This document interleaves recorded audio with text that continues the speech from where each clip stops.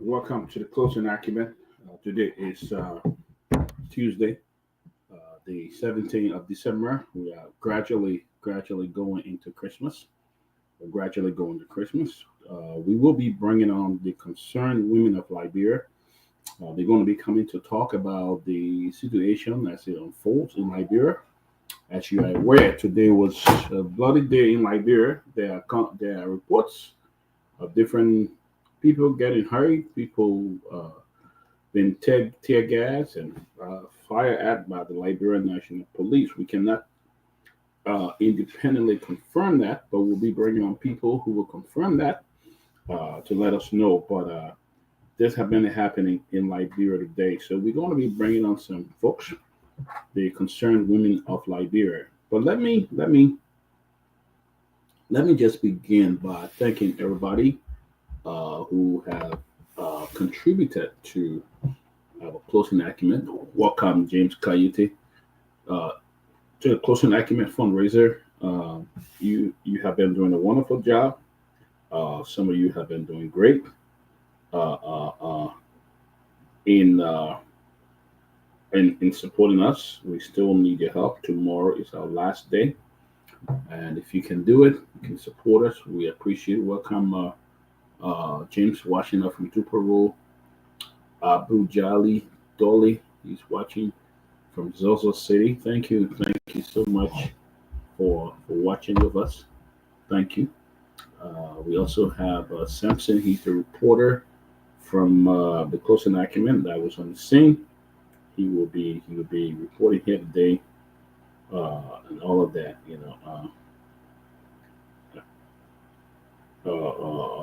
He would be here today. Uh, uh, so we're looking forward uh, uh, uh, to that. Looking forward to a great show today. I'm going to send a link to the concerned women, Miss Kukuyu. What's her name again? Miss uh, Victoria Talo Kukuyu. She's the acting chairperson for the concerned women of Liberia. I'm going to try to send her the link, and she can be coming on. Simpson will be coming on. Others will be coming on tonight as well. Will be coming on as well tonight. So we're going to have a very, very, very great conversation here tonight. But again, let me remind folks that we are still counting on you. If you just joined us, we are still counting on your support. Let me recognize some folks who have given towards our work in Liberia. To our Christmas giveaway for the staff in Liberia. Let me recognize Miss Love Doe. Love Doe gave us $50. Eugenia Green gave us $25. Palato gave us 25. Juma Jallah contribution of 75. Jerome Gaiman $100. Esther Frederick 25. Darcy Davis 25. Dr. Larry Kennedy 100. Henry Doe $30. Melvin Tabo 200. Dimitro Konga 20. Sarah Doku 25. Sophie Blamo 25. Nora Hook 50. Catherine Gibson 50. Roosevelt Flomo 25. And also we did get a $50 contribution from let me see here, who is this? I've got to add this to the list. And yes, we did get a $50 contribution from Gwendolyn Johnson. Johnson Smith. She sent us a $50. So I want to thank all of you. Gosh, we will put the cash out up there and ask you to contribute. Still, especially our friends on this side, we want to see how much we can give this guy uh, uh, as the sacrifice. Without them, the show would not go on. It would not. It would not go on because they take this show live in Liberia. You'd be surprised how many people uh, is watching this show in Liberia. Some people may not come on the live feed, but they are watching, this show in Liberia, every places, So we want to thank you. This live, and we want to be ensure that we can help these guys. A lot of them. We got the guys in the studio, and we got a reporter on the ground. We just want to help them get something, so they can have a sumptuous meal with the family this holiday. So we want to thank you for all. Let's recognize folks that are just joining us. I know that a lot of people on the YouTube as well. Let's most of Dennis. He's always a faithful man from Minnesota. He's a good fan of the closing argument. Thomas Jallah uh, is watching. Bill Wee uh, is watching from PHP community. Thank you, Bill. Thank you for coming on and joining us on the show. Uh, Joseph Morvey, he's watching up from 72nd. Augustine Vani, falling from Banja community, the heart of the district. That's what he's saying. Yeah. Uh, so we want to work, and as you make your way to, just hit the share button. Just hit it. What I normally do in my group, if I'm in a group, I just share the show into a lot of groups. But we will be bringing the first segment of the show will be the women from Liberia, the concerned women of Liberia, led by Victoria Tolo Kukuyu. She will be coming on to talk about what's happening, the rule of law in our country, and then we will continue uh, uh, what's going on when the other guys come, and then we will move in for for for that. So yeah, there is a cell. Let me put this on. Uh, yeah, this is the cell number. So I want to thank you, Gwen Johnson. She gave this as well. We will be starting shortly. Uh, uh, starting shortly. Yes, let me send it to patient Sim. Patient, thank you too for your it's a cell. And patient, he's not here yet, so let's take him down until he's ready. So, but we'd like to welcome you. It's been a lot going on in Monrovia. It's been a lot going on in Monrovia, and the first is Samson. Samson, if you are ready to, just let me know. There's a lot going on in Liberia, uh, uh, uh, uh, and so there's a lot, So we want to make sure that we can deal with this and handle everything. But there's a lot going on. There's a lot going on in Liberia. Once Samson makes her way, I see Ben is at the back. It's in the back. Ben will let me bring Ben on. And so Ben is in the back. And I'm trying to do 2 things, 3, 4, 5 things at one time. Somebody, Ben, good to see you. Welcome, man. Welcome to the course. Yeah, man. Welcome.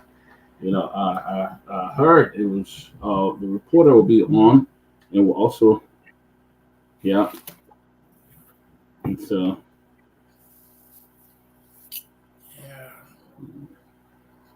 Yeah.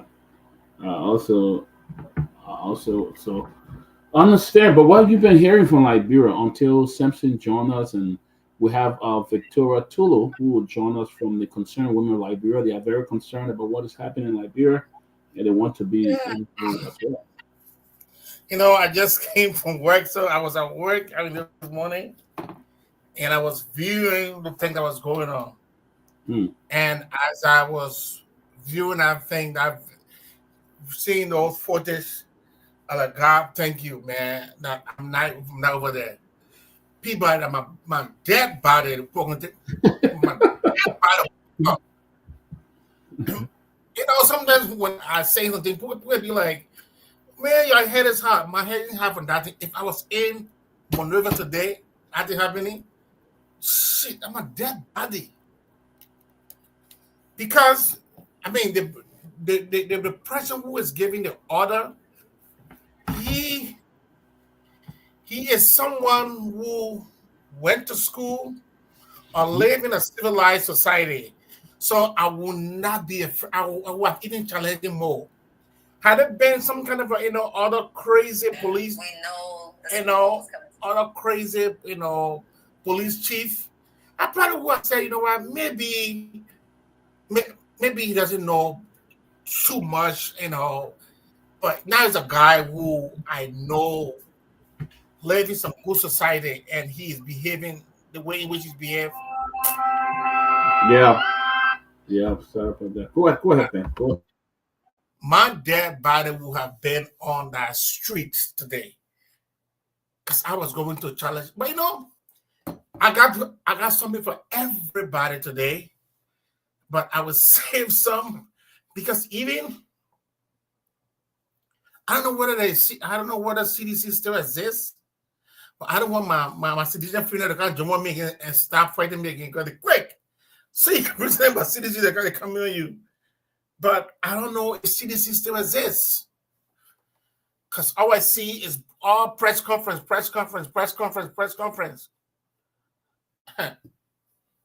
You can't be doing this thing and think anybody will come to your rescue. You got to rescue yourself. You got to show up and make people to believe that you are around. Yeah. And there are certain things, if you don't want to do it, don't do it. My problem is that you're right. Is that you're right. These people in these big organizations, you don't put these vulnerable kids at risk. Yeah. You are putting young children who can't, because the reason why most of those kids went over there because they believe that there are people who will be there for them. And when things start falling apart, you can't see anybody. It is disheartening. Mm-hmm. You just make those children vulnerable. Yeah. Because of this ruthless government. Just beat them. It's not right. It's just not right. One thing yeah, go ahead, everybody. One thing I noticed is that I don't know, but other people were walking, passing by, and you had other people fighting in their interest. People demonstrating and doing other things in their interest. That's all. Yeah. Yeah. So we'll see. But we looking forward to a great show. Miss Victoria Kukuyu from the Concerned Women of Liberia. There's a group of women that are very, very concerned about the happenings, the rule of law, and what is taking place in Liberia. So they're going to be here. I saw one lady that they were trying to drag and stuff like that today, and it was just disappointing. It was very disappointing. You can't give people 5 minutes. You can't give people a few minutes to stage a protest. You come there and start blowing off tear gas and stuff like that. I don't know, but something was there. And then people,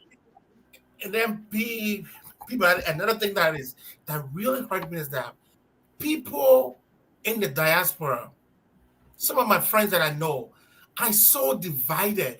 People, because some people are saying, oh, anything that happened here, it benefits CDC. How do you think so small? You're talking about your entire country and you're telling me about CDC. You want to tell me CDC is bigger than Liberia? I mean, when I see people thinking I just like, what kind of people are these? Yeah. That's when you believe in something, if this is the right thing to do, CDC or ANC or Uniparty you will not see no party because you know what is happening to people. It's wrong. You stand for the right thing. It doesn't matter which side it falls on. But people are like, oh, they're sending the data to us, and who cares? Yeah. And Yeah, you know, it's sad. Sylvester, good to see you. Sylvester, good to see you. Samson, What's up? can you hear us? Yes, I'm hearing you. Okay, you hearing us? Yeah. Okay, Sylvester, welcome. Thank you. Samson, okay, we're bringing on Miss, also Miss, Victoria Talo Kukuya. Uh, she is the chairperson of the Concerned Women of Liberia. Victoria, good to see you too. Good evening, and thank you for allowing us to come on your show. I look forward to a non-political discussion.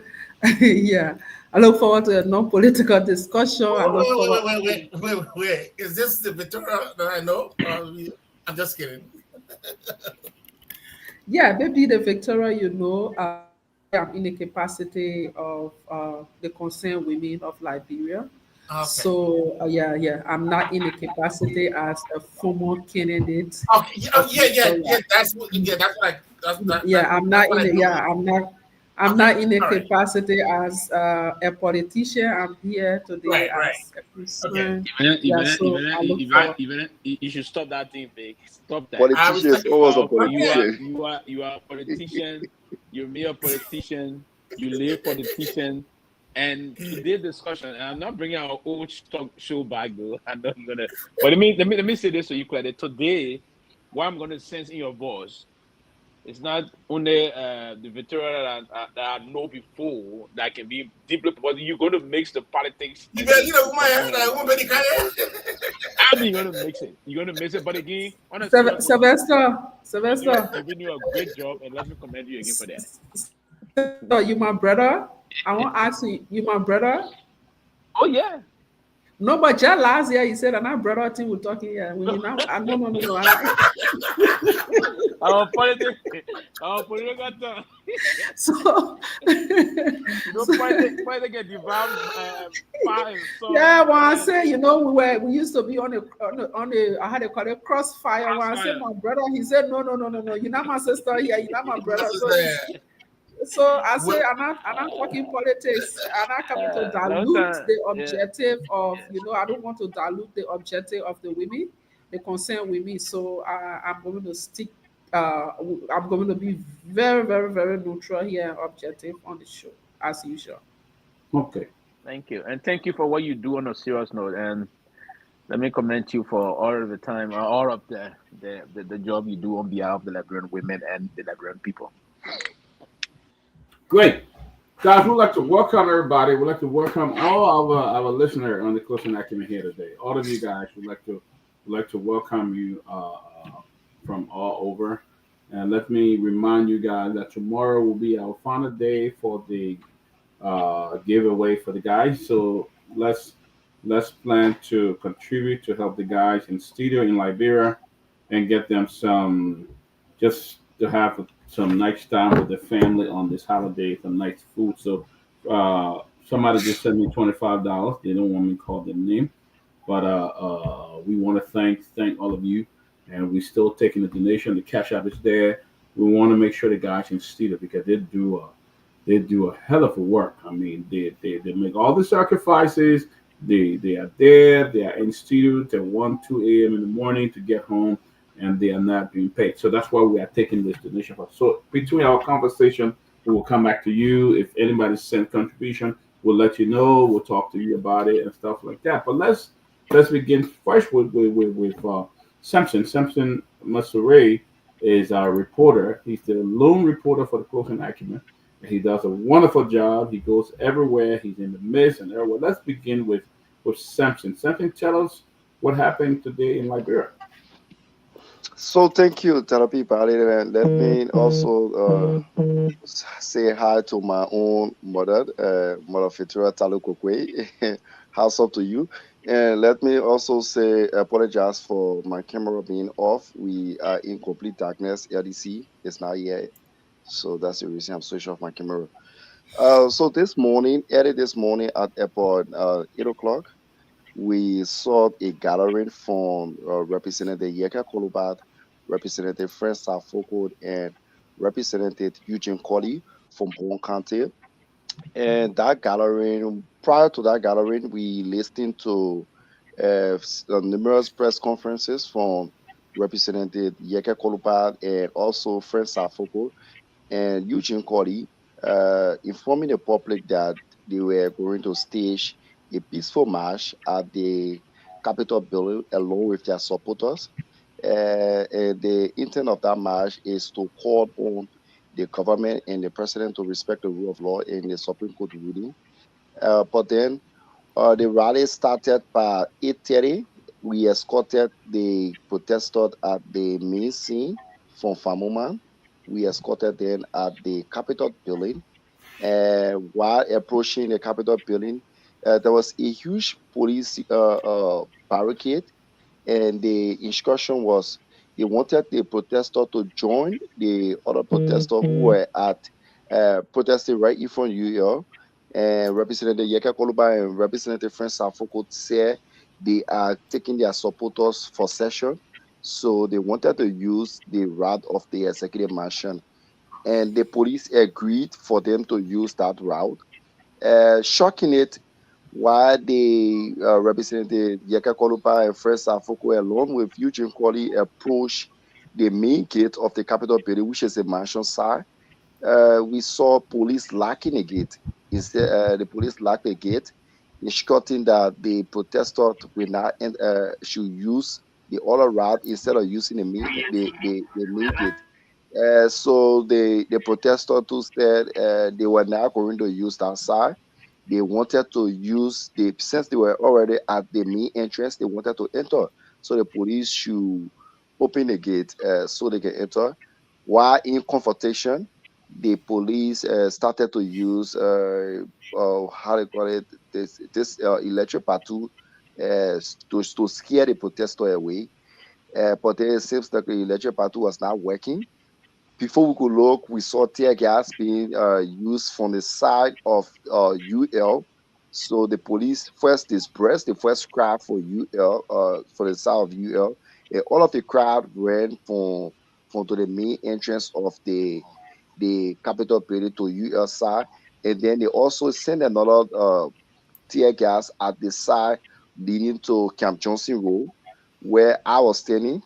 But for me, I think what the police did was the first mistake was why they are receiving all of the largest was because they allowed the protester to use the executive mansion side.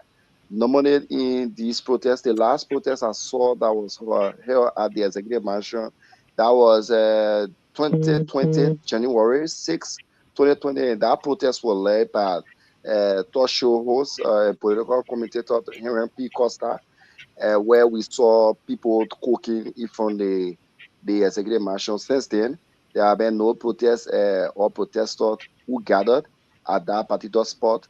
Another one that make an attempt was the Cummins case that were at the court, where the women too also came up to call on the government to do the right thing, and then that particular crowd did not even stay 1 hour at that particular spot. They were dispersed. So today the police RG had a press conference because information was roaming around that some protester got wounded with live bullet. So we thought it was to do our own fast findings and investigate that particular photo that was trending. So I personally engaged at the Liberia National Police headquarters to talk with the police spokeswoman there, the spokesperson there, and she gave us the instruction, I and some other journalists, to do a tour around all of the nearby hospital around and top hospital around Monrovia to find out whether it is true that lab bullet were used on anyone, so we can find the victim and get to know the actual cause of what actually occurred. So the police provided 3 vehicles for us. We were about 15 in numbers who went on that tour. We visited up to 10 different hospitals that include EAW, GFK Retention Hospital. And while touring is we did not see anyone uh, being admitted in any of these hospitals we visited are still to be corrected. I'm not saying the incident did not happen. I said we visited 10 different renowned hospitals across Monrovia, and then with our findings we did not see the victim being admitted in any of these hospitals. So we later on converged at the Liberia National Police headquarters, where we had a 10 to 15 minutes media interaction with the RG, Garguah Common, and he spoke to us. He informed the public that 70% was arrested. That also include Frances and permanent FICUD former presidential aide Sekou Carrasco, who is currently in South Beach. They were later filed to South Beach. 70% was arrested. And he also told us that the police actually did not meant to use the force they used, but then the protesters were being stubborn, and the president just had about 30 minutes away from the Capitol building, so they needed to clear that particular space. That's the reason they used tear gas on the peaceful protester. Oh, so you're saying that, if I'm right, you're saying that Carrasco was taken to South Beach and he's still there, right?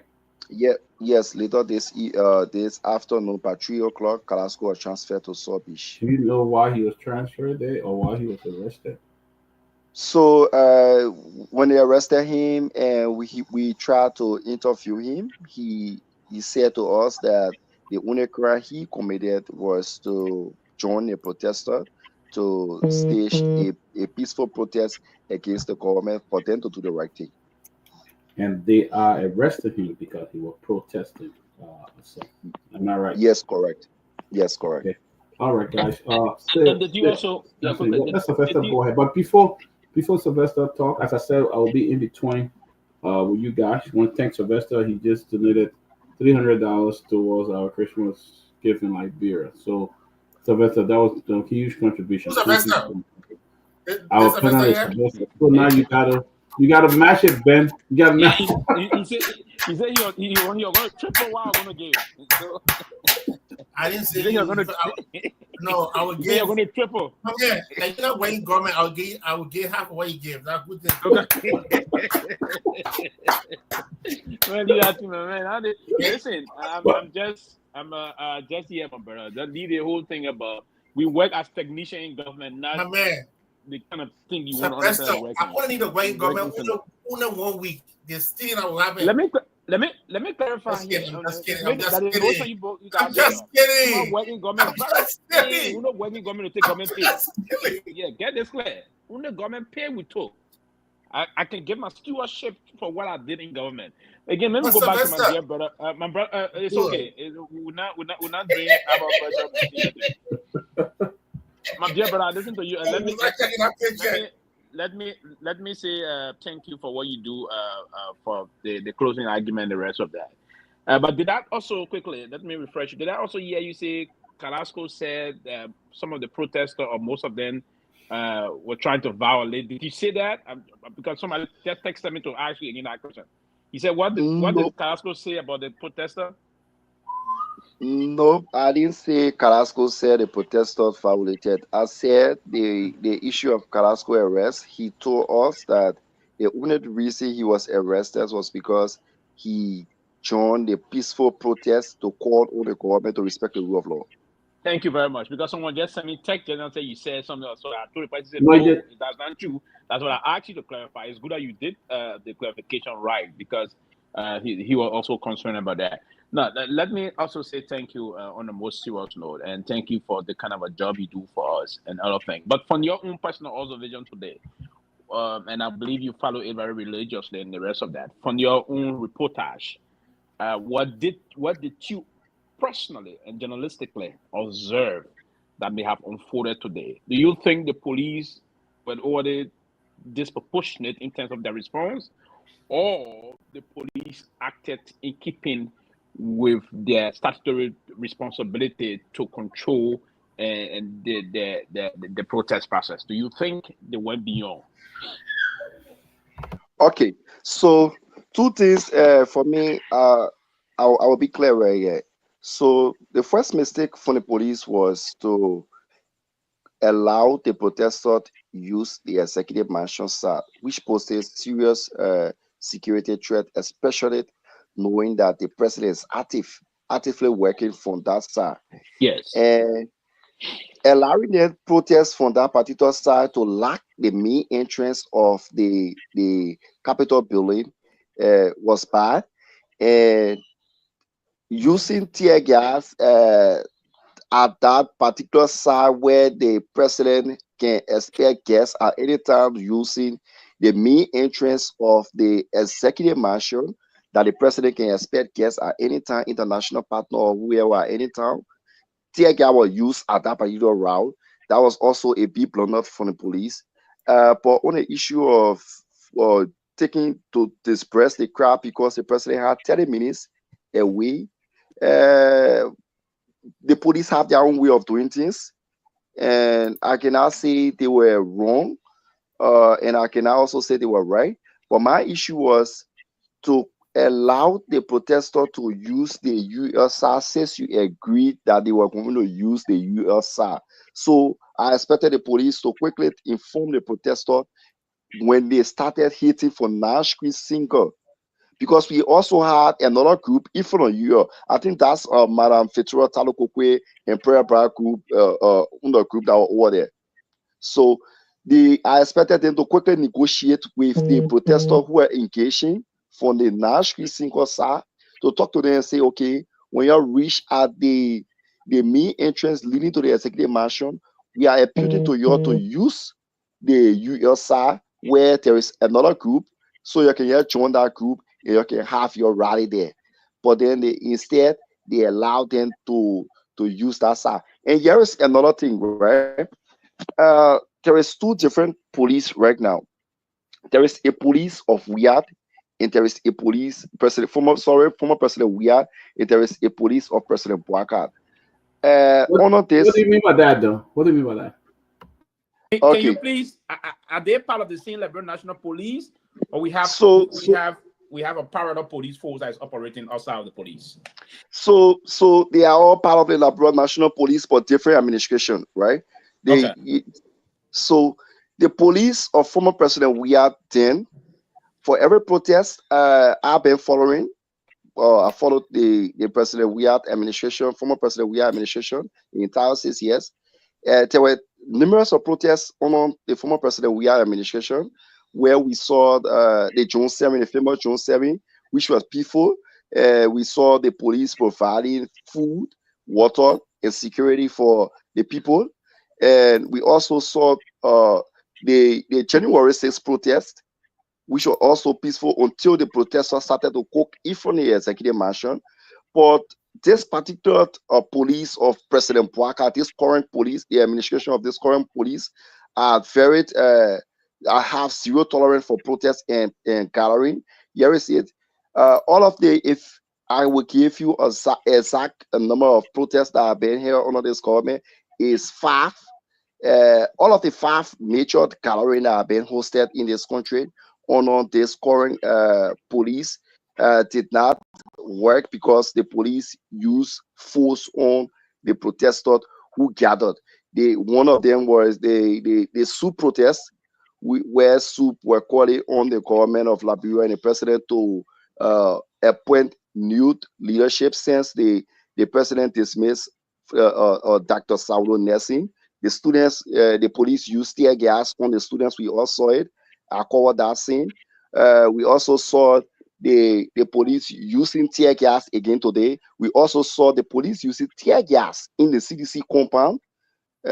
So this police can react quickly in less than 10-15 minutes. We can see a quick reaction from this particular police. And then the Wiyad administration, the former President Wiyad administration, where they used to negotiate with the protester to know why the protesters are on the street. Okay, I just Samson, we're going to come back to you. Hold on, record. Miss Victoria, welcome to Tomalin. Miss Victoria Talo Kwekwe. You represent the concerned women of Liberia, and they were part of the protest today. Can you tell me? Firstly, before I go, I move on to the question. Thank you to Benjamin Jonah. He sent one hundred I fifty dollars. He sent $150 for the team, the guys in Liberia as well. Thank you, Ben. But Ms. Victoria, go ahead. Talk to us. We can't hear you. Okay, I here you had go. myself, I was so on people mute. that you didn't see my So message, yeah. People that may Go ahead. yeah, thank you so much, and thank you to Samson for the brilliant update. It is good that I'm listening to the update from people who were on the scene or from someone who was on the scene. First of all, I want to say that the concerned women, we were not involved with today's protest. Yes, you have maybe some of us there as individual, but not as an organization. So we didn't endorse today's protest as an organization, and we were not part of the protest as an organization. But individually, we cannot stop anybody from attending the protests. I just want to have that clear. We are planning several actions. One of those is what we are doing now on the radio, and we're going to be coming up with other actions. And this is the reason we didn't join the protest today is because we do not want to be specific just to what is happening at the legislature. It is because we want to be holistic about the happenings in our country, not only the legislature. Yes, what is happening at the legislature is something that is on the radar right now that everyone talking about. That yes, we are going to talk about, but we feel we decided to come together as women to stand up for the truth. We feel that for so long our country has been suffering. We have Madam Sirleaf government. People criticize Madam Sirleaf government, and for the things they criticize Madam Sirleaf government, they did worse. Today, the CDC was there. CDC did unlawful removal of people from tenure position, protesters. I can remember one time I was tear gas when I was having a peaceful protest. The CDC government tear gas us when we had Mr. Cummings um, in court. So today we are saying about, and then we see unlawful things happening, the violation of our constitution.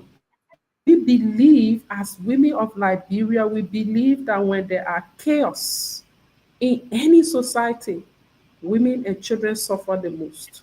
So, for this reason, we decided that we will not remain silent, regardless of where we work, regardless of what political party we are part of, regardless of our tribe, our religion. We decided to come together and begin to speak out truth to power. So this is how our group came about. Now that the legislature saga is on the radar, we are paying attention to that, but I just want to make it clear that we are not standing for just one protest or so. We're going to hold any government coming to power that will violate the constitution like what we are seeing today. Now let's go into some of the things that happened maybe happened during the former president. We are regime removal of tenure people from tenure positions. We saw that in this government for the past 8 months or more. We saw that we are seeing a lot of violations of our constitution, and most recently the saga at the legislature. We believe that the legislature should be doing the work of the people for the past 2 months, if I'm not mistaken, for the past 2 months, the legislature is not working. The reason we elected them, they are not working. So we decided that we will put our mouth there because we voted for them. Because when things go wrong, we will suffer, our children will suffer, they will not suffer. So this is why we decided to put our mouth there. And putting our mouth into this saga, we are not taking any side. We are saying if the Constitution, the rule of law, their own how do you call it, their own rules in a legislature or in a House of Representatives, they should follow them. If the rule says flog the speaker and remove him, they should follow the rule. They should flog the speaker and remove him. But we want them to follow the rule of law, because without rule of law, you will have lawlessness in the country. And once there is lawlessness in the country, you expect chaos like what happened today. Because when people are not happy, they say a hungry man, is it a hungry man is an angry man, or an angry man is a something like that? The people say it. So when people are angry, they will take on the streets, they will say anything they want to say, they will do anything they want to say. We have lots and lots more of things that the legislature needs to focus on than focusing on creating problems for our country. I believe that they should follow the rule of law. This is why we are together as women to speak out and say, go ahead, let look at the rule. If the rule says flog the speaker and remove him, flog him and remove him. But if the rule doesn't say so, you should not do so. You should follow the rule of law. So this is why we are here. And we are calling on all the women. We'll be announcing in days to come. We'll be announcing, maybe 2-3 days from now. We'll be announcing some of our actions we're going to take. We're going to take concrete actions to call the legislature to vote. We are saying the legislature. I'm not saying the government for now, because, like I said, politics right now is what is on the radar, and this is what we want to concentrate on right now. And we are going to look at other issues like a child that died on the AB Tobar Road. According to the story we are getting, allegedly he got involved with an argument with one representative daughter, and she called the security on him, and they found his lifeless body. She was taken to the police station, and her father went and interviewed. It is allegedly, we haven't gotten the story correctly. A lot of things happening in the country, but we have decided that we will not sit now and just close our mouths, because when anything happens in the country, the mothers and children are the ones that suffer most. Thank you. Thank you. So, we'll go to Ben. Benjamin is not there. I'll go to Tomalin, and then back to Samson. Samson, you talk about this government not having the tolerance. Did you see anybody that was hurt, was bleeding, Samson? Before I go to Tomalin, then Tomalin to go from there. But just before Samson comes in, let me talk a little bit about what he explained. If I were President Boakai today, I wouldn't have gone to sign the Book of Condolence today. If I were President Boakai, because you have protesters already on the ground. I remember I heard this on the radio, but then I was not in Liberia. I heard it on the radio when protesters came out. Madam Sally came out to embrace them, to talk with them. I think the best thing he would have done if he wanted to the mansion today was to meet the protester, talk to them, calm them down, and then go back. But the person that advised the president to go to the Capitol building today, and because of that, the police used force to remove protesting. I don't want to say it was wrong, but I think it was ill advised. Yeah. I think because they could have just killed people just to bring for the president to make way for the president to come on. I think it was a wrong security move by them. I think Madam Sirleaf did that. That was the former military, former soldiers. Yeah. They were in the numbers from there, from the capital, from the city hall. I think she walked from the foreign ministry. Even the security advised her to not do that, but she challenged that and she walked with them. And immediately she went there, she calmed them down. She said, if they don't want to do that, she said, my second romance sleep and other thing came down. And she said, I can't talk to everybody. I want everybody to go home. Then I will meet the leadership and we're going to talk. And for sure, the rest of them went home and the leadership went with her and decided the discussion. I mean, that's women leadership, though. That's what That's she did women. That day. I was very Women shocked. leadership. Yeah, That's a woman.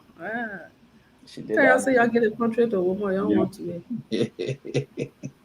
Yeah, but too many comment. Then we'll go to Samson. Oh, good to see you, Victoria.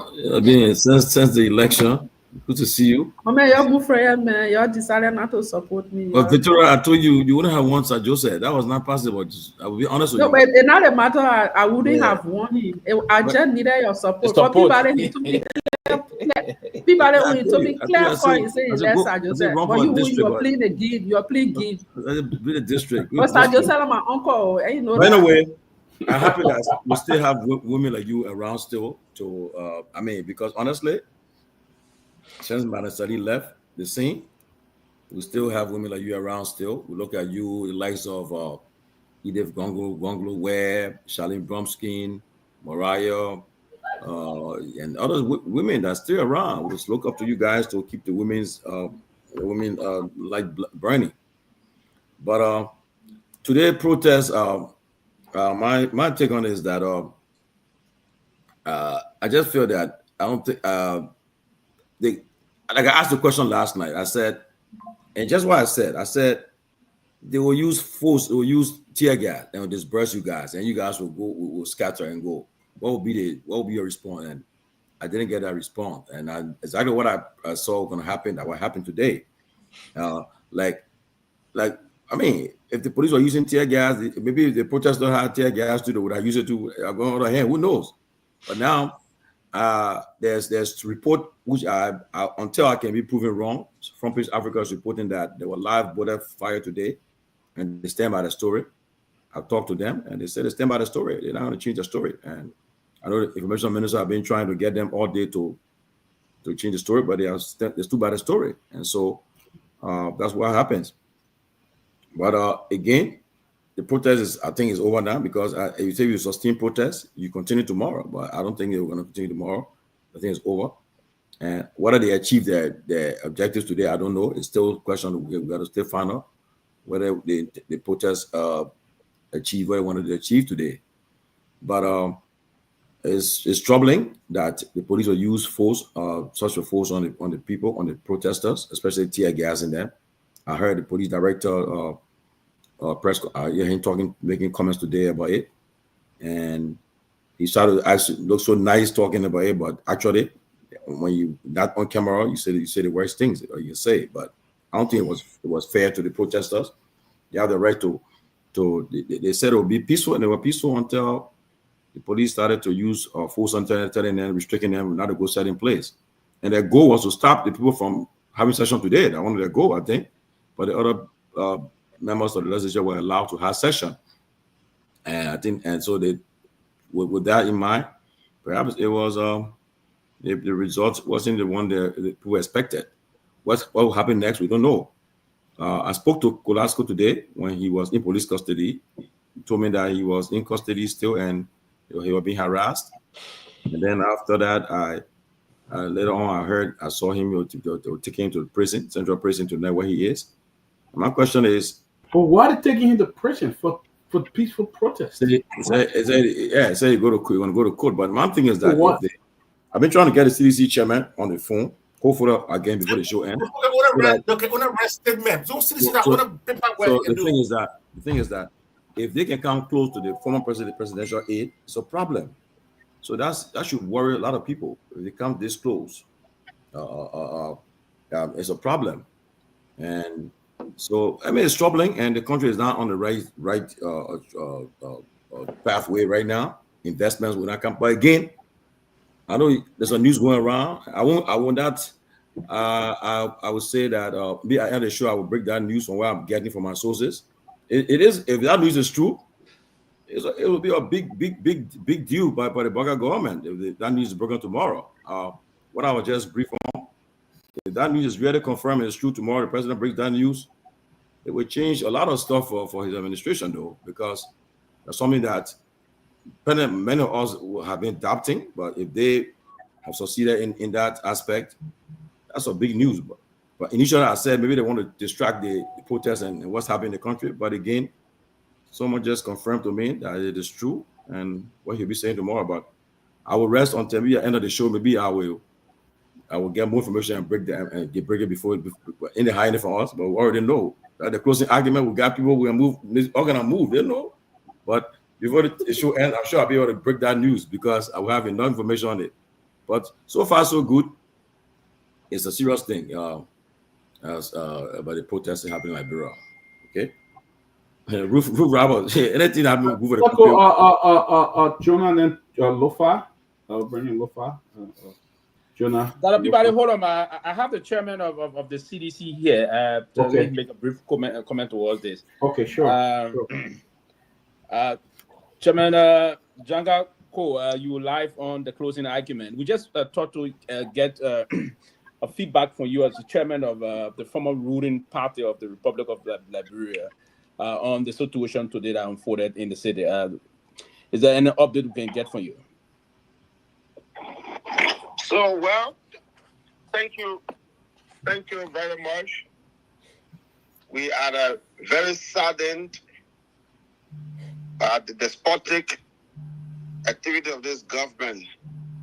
Today, we witnessed a very sad incident in the country in which elements of the Liberian National Police engaged in heavy brutality of peaceful citizens who had assembled at the Capitol building to express their grievances on violations of the Liberian Constitution and call for the respect for the rule of law.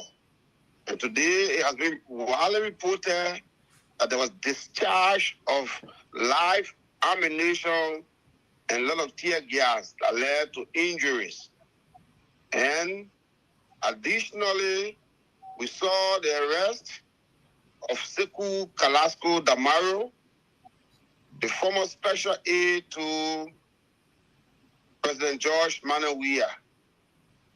We are using this time, like we indicated in our release, to call for their unconditional release, the unconditional release of Sekou Kalasco Damaro and other peaceful Liberians who were arrested today and have been illegally detained. We call the government to immediately release Sekou Kalasco Damaro and all other Liberians who were arrested today. And the government has got an obligation to maintain the peace that was transitioned to it in January. The activity of the government since its inception are very, very shameful and point to their inability to govern the country. And we call on the government to desist from these illegal and provocative acts. Yeah, Mr. Chairman, from your end, did the police, the Liberian National Police, charge Kalasco and others? And if that is true, what is the next course of action that the CDC is going to take moving forward? We have been told that they were taken to court without even charge sheet. They were taken to court long before the hour when the city court received cases from the police headquarters, where they were taken to court and then they rushed to the Monrovia Central Prison. And we are saying to the government, the security of Sekou Kalasco Damaro and all others who were illegally arrested today is in your hands. Anything happen to any of these Liberians, the government will be held fully accountable and fully responsible. Yeah, before all of us can come in with a few questions from what is the next course of action that the CDC is going to take moving forward to ensure the release of the partisans of the CDC, particularly the former special aide to the former president of the Republic? What's the next course of action? So definitely our lawyers were at the court today, but because of the late presentation of the all those detained were not released, and they were taken to the Monrovia Central Prison in a rush manner, and we are hoping that tomorrow morning we will gather at the Monrovia City Court to ensure that Sekou Kalasco Damaro and all others who have been illegally held to be released immediately. But tomorrow we're hoping at the government, and we are warning the government to immediately release these Liberians who were only exercising their constitutional right to free assembly. If you saw all of the videos, there were no instances where these people were being violent. But for the police to use excessive force, wounding and beating on these peaceful Liberians, we condemn it in the strongest, and we call on the international community and all stakeholders to immediately caution this government, because the government is proceeding dangerously. The government is undermining the fragile peace of the country. Any question for you? Mr. Chairman, I have a question for you.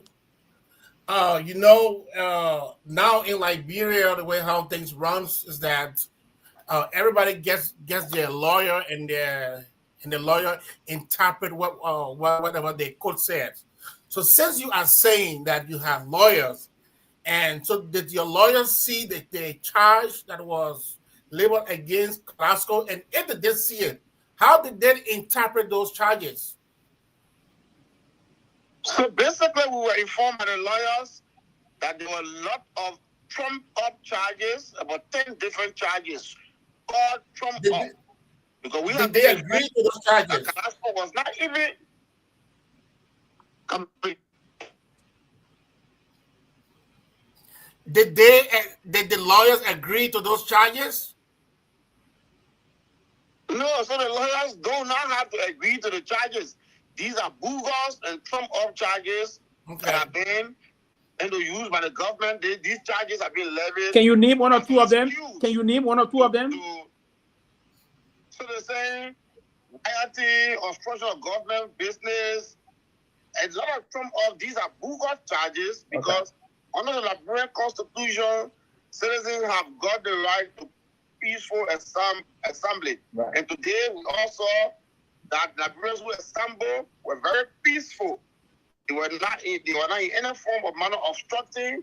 They were not rioters. These are peaceful Liberians who are assembled to exercise their constitutionally guaranteed rights. And so we reject these bogus and trumped-up charges. Have the former president spoken of this? Used as a pretense to detain these peaceful Liberians. Chairman Ko, have the former president spoken on this issue concerning his former aide? So, it's an unfolding development. We are handling this particular issue. The government is going to be challenged on what they have done, because they are arrest of peaceful citizens, including Sekou Kalasco Damaro, is totally unacceptable. It's a violation of the Liberian Constitution, and it's a continuation of the government total disregard for the rule of law in the Republic of Liberia. And we call on the international community to take note, ECOWAS to take note of these violations. These acts have got the propensity to make the people to rise up. And we do not want the re-emergence of a civil conflict in the country. And the United Party government of President Joseph Boakai is proceeding in a form of manner that could cause citizens to begin to take steps to defend themselves. And that would be very counterproductive for the peace and stability of the country. Another question? Yeah. Excellent. So, Okay, you already talked about why he was arrested, but Mr. Chairman, do can the Liberian people expect more protests? The city people are saying that the protests today they did not get much support from CDC. Are you guys going to come up and support them more? So what we can, like we have said over and over, the CDC defend and support the rights of Liberian citizens to peacefully assemble to protest within the confines of the law. So seditionists who went out today to protest have got the constitutional right to do so. And so while this was not a CDC organized protest, the CDC firmly defend the right of those Liberians who assembled today to protest against the violation of the rule of law and the attempted illegal removal of Speaker J. Funati Kofa. One more question, Mr. Chairman. It appears that the Supreme Court is not weighing on the bill of information that was filed with them. What do you think? Because it's been almost a 4 or 5 days now, and Supreme Court have not reacted. What's your position, the CDC position on that? So basically, I would say the Supreme Court has done its job. So whatever is unfolding is a manipulation of the government. The Supreme Court was very unequivocal in its ruling when it declared all of the actions that was taking place as illegal, effectively stating that Speaker J. Funati Kofa remains the legal speaker of the 55th National Legislature. All of the misinterpretation and shenanigans of the government are all attempt and a continuation of the government callous attempt as it has demonstrated since its inception. So the Supreme Court, we should not put undue pressure on the Supreme Court because the Supreme Court has done its part and it did a landmark rule. And it is the responsibility of the executive branch of government to respect the rulings of the Supreme Court. But as you may be aware, the government, the Unity Party government of President Joseph Guar has got a reputation of not respecting the rule of law. From the inception of this government, it has violated several rulings of the Supreme Court. The latest ruling in the case of Speaker Kofa is the latest in a series of flagrant disregard of the rulings of the Liberian judiciary. And we can tell you that the executive branch of government is trying to reduce the government into a single branch country in which the executive is playing the role of the judiciary as well as the legislature. The interference of the executive in the activities and the stability of the national level is a clear demonstration that this government has got no intention to respect the Liberian Constitution. Thank you. I don't have any more questions. John, I got a question? Yeah, But John, yeah, go ahead quick so we can ask the last question so we can take leave of the chairman. oh my God, my question just slipped from my head again. Lofa, go ahead. Let me take away. Oh my God. Anybody got a question? Thank you very dearly, Mr. Chairman. Thank you for taking some time off to react to some burning national issue that is currently unfolding in the country, particularly concerning today unfortunate situation in Monrovia. We will keep you keep the line open so that whenever there's new development pertaining to this matter, you can come on the show also to have the discussion. So thank you for coming on the show this evening. Thank you very much. And in closing, we would like to say we want to thank the resilience of the Liberian people who turned out today in defense of the Liberian Constitution to protest all of the violations of the Unity Party government. The government is demonstrating that it is despotic, that it does not respect the rule of law. And we call on the Liberian people to remain steadfast, to not to be driven by fear, as the government does not have the ability to silence the majority of the Liberian people. and we can assure the government that all of its actions will be conducted within the confines of the law, utilizing all provisions of the Liberian Constitution, including Article 1, which says all powers is inherent in the people. Thank you very much. Thank you, Mr. Chairman. Thank you very dearly. All the process will be counted in conformity with the due process of law. That is the ambig of our constitutional democracy we have in the country today. And let me say to you, thank you, and thank you for your contribution to the republic. Thank you, Mr. Chairman. Thank you, Mr. Chairman. Guys, let's get back to our conversation, but let me just thank everybody that have made contribution to this. Sylvester, thank you for your gift. My man said I shouldn't call his name, but I already called it. Jonah, thank you for your gift. And Ruth Wilson, thank you for your gift. God, we still asking. We're still asking. We only got tomorrow to give to these guys who want to raise the money and send it to Liberia. We are still asking you. The Cash App and the Zelle is there when you send it. If I don't mention your name, just put it in the live feed there. But I call you. Also, Abu, our UP brother, sent a contribution. He sent a contribution, $25 to our friend in Liberia. Abu. The great Abu. Yeah, Abu. Abu. Thank you, Abu. Abu are transferring to a petit bourgeois now. Yeah, Abu, I think. You see what can happen, right? You see what right now when you appear on certain platform, Abu profile go high. Yeah, Abu not small man. The man's a petit bourgeois. Oh, Yeah. brother Abu. So he said he sent that to Liberia to I think it was the Myean phone number. So let's take to Myean. So he sent that. We thank you, Abu, for your contribution. But let's get back into the conversation. Lofa, you just joined. Sekou Carrasco was arrested and for protesting from the journalists. Samson is still here. Samson, I want you to talk about, did Carrasco do anything? Then we'll go to Lofa. Samson, you still with us? Yes, I'm here. Did Carrasco do anything to be arrested and to be put in jail only for protesting and not even a bond granted? Yes, so that was a very calculated move from the police and the Attorney General for Liberia. So the move was to delay Carrasco and others because the court normally closed by 3:00.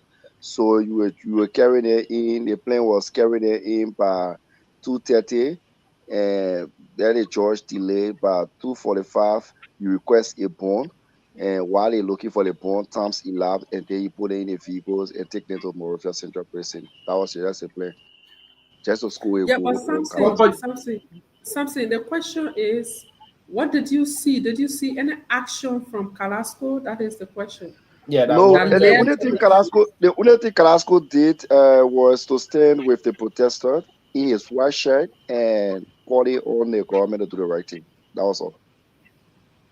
Wow. Are you arresting somebody and carrying He them was to arrested jail? while peacefully protesting.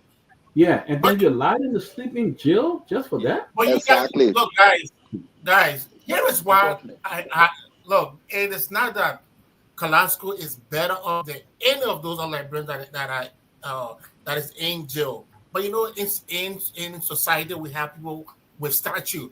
Carrasco will not be considered like any ordinary Liberian because of his closeness to the former president. If a guy of that stature can be taken without bond, and look, I respect the CDC chairman, but I must tell him they're very weak. They are weak. This is the man. What is the definition of weak? You want to go in the street and start busting things? No. I will define weakness for you. They are very weak. Mm-hmm. And what has happened for these guys to have come this close to the former president, it tells me that the former president himself, he is at high risks. Very high risks. that they can do the same thing to him. He can be tied and go to jail without bond. Come on, man. This guy. Come on, please, man. What a definition of weakness, man. Y'all So be joking. yeah. So Y'all be joking. my next question, I wanted to They are ask weak. something. Sorry, I wanted to ask something. Carrasco was not doing anything where his supporters throwing stone or something. Were they doing anything? Maybe where he was standing, supporters were throwing stone or so. What did you see?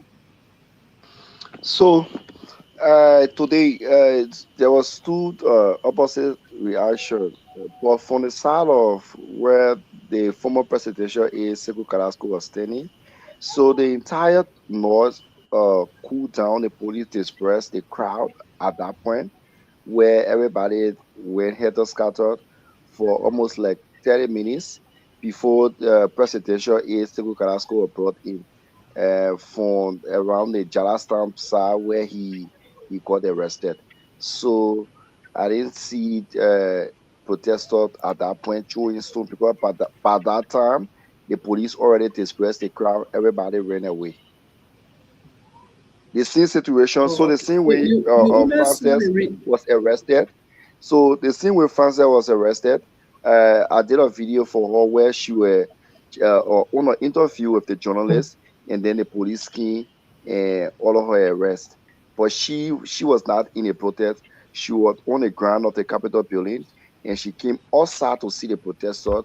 And journalists engaged her with an interview. While interviewing her on live camera, the police arrested her. Oh, All right, Lofa. Sis Victoria, great to see you on here. Thanks for joining the closing argument. Since our last conversation, we didn't get a follow up on that. My apologies. But great to see you on here and being consistent with the fight for a better Liberia. In that regards, I just want to say, regarding what took place today, we are looking at so many things that transpire. I personally disagree with the issue of police brutality, but something actually caught my attention today, and I want to highlight that. That was a young lady who actually stood up, and I got in contact with her. So I want her to tell her own story here. I'll use my 2 minutes to just get her to tell us what motivated her to actually do what she did today, because she stood up and protected an elderly woman who ended up as a victim of the police brutality.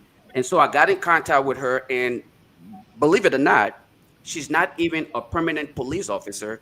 She's a temporary police officer who actually chose to do what she did today. So I just want to use this opportunity to thank her publicly and ask a couple questions. Sis Joyce, how are you? This is Lofa again. Man, she's gonna lose Um, her job. Wow. Good, thank you. second, Regarding the decision that was made today, I know we spoke about I this. don't. I don't think we should What was continue really this. going I through don't your think we mind? should continue this. What was Yeah, really she's going gonna through your lose her mind job. when you made that Lofa, decision? let's Yeah, let's Well, not continue yeah, this. she's gonna lose her job. she was Lofa, already notified, guys. She was already notified. She Yeah, was let's already just go ahead. notified of this call. I spoke to her in the back and I asked her to please come and tell us, because this is Yeah, not don't something that call she her always. name. Don't call her name. Just They know the Yeah, woman, but that's I right. don't think. Go I ahead, mean, sis. No, no, no. Go ahead, I don't think Joyce. the woman will lose her job for nothing. Or just I don't know. Anyway, Yeah, but man, the certain things we can do. Let you go ahead, Ben. She consented to go ahead. Uh-huh. you know better, man. You know. They tell them what about you. Oh, you'll be saying, oh, if I knew. Thank you. Exactly. So you made that decision to protect her because you felt like that is something you felt was right based on your conscience. Okay, and you stated earlier during our conversation that you're not a permanent police officer, but yet and still you thought to risk the possibility of everything that you have to save that lady's life. Okay, in this public manner, I just wanted to use this opportunity to thank you and every other police officer out there who are actually saving lives and properties, because what you did today is a true example of what is expected of civil servants or people who represent of the interests of the people. And today, it could have been anybody else. You could have walked away and say, hey, you needed to protect your life or your job and be like everybody else. But you chose to protect that elderly woman. You stood with her. So I wanted to use this public medium to say thank you. And God bless you. Continue to do what you're doing. Hopefully, people see reason as to why it is important that you be provided that opportunity to serve even more in public service as compared to just, just being a temp employee. And to just clear it out, yes, this young lady and I spoke multiple times, and I told her and asked if it was okay to speak with her regarding her decision today, and she agreed, and that's why she's here. So if any of you guys have a question or want to commend her for decision made today, I appreciate it. Or you can ask her. If not, we will just let her go. And as said, yeah. Yeah, so let me just come in. I want to say thank you to the sister there. This is what we expect from any professional police or any professional person. I have been on the advocacy for women to be appointed to very strategic positions, like for example, the police IG. I believe if it was a woman there today, I'm not sure what happened today would have happened today. So I'm advocating because we have these professional women in a sector, in a different sectors. So we need them to be elevated at leadership role so that they show some professionalism in the work they do. So we have just seen an example. So we want to say thank you very much to the sister and Lofa Julius. We will talk in the back, and then we'll see what we'll do. Yeah. So I just want to say thank you to the sister, and I want to encourage all of the women in the police, in the army, to just be professional enough, just be professional and show the value of a woman in a professional setting. Thank you very much, sister. Thank you. Yeah, I want to thank you too. Thank you for the work that you do, the sacrifices that you make. Uh, Wish you all the best. Thank you so much. All right. So since George, like we discussed in the back, we will continue our conversation, and I just again want to just end on saying thank you for job well done. We will continue our conversation, and you can have yourself a Merry Christmas, and rest assured that we will celebrate the Christmas. Okay. You're very welcome, Mama. Say Merry Christmas to your daughter as well. She's a mother, so to see her doing what she Yeah. did So, today, so, so let again, me it say speaks something. volume. I would like to say, I will, Why are I will showing let you say, why are showing Talasco Mall for now? Now, I would look like to ready say for a it. big, I'm not doing that. I'm not no people. I'm not even doing that. The guys in the studio that want doing that. I'm not even Sorry, doing I that. thought that you were ever at me. No, I'm not doing that. But says Vic, let me say something quick to you here. You said something. I being a woman as a police chief. No, I will vehemently disagree. The ever first woman police chief had a very bad administration at the Liberia National Police. Muna, you heard about Muna administration, right? Terrible thing. One of the most open corruption issue of the uniform saga, mismanagement of the police, and the rest of that, and a lot of chaotic situations that even unfolded at the free port right in her person. I mean, her reign as chief of police was very, very, very terrible. She's one of those terrible administrators ever the police have had Pewee, in recent history. So I don't want you to say if I had been a woman, because a woman went there before, man. I said, he brought Pewee, I when I disagree with you and she didn't 2 perform million well. She times. didn't perform. I, I'm speaking, please. We don't do this sorry, together. sorry, sorry. Yes, yeah, we yes. That people Thank you. speak will come Yeah, in. so Monansi days at the Liberia National Police, her stewardship was not a great one on a serious note, right? So I just thought to bring this that probably there will be other women that may come, or another woman may come and do brilliant.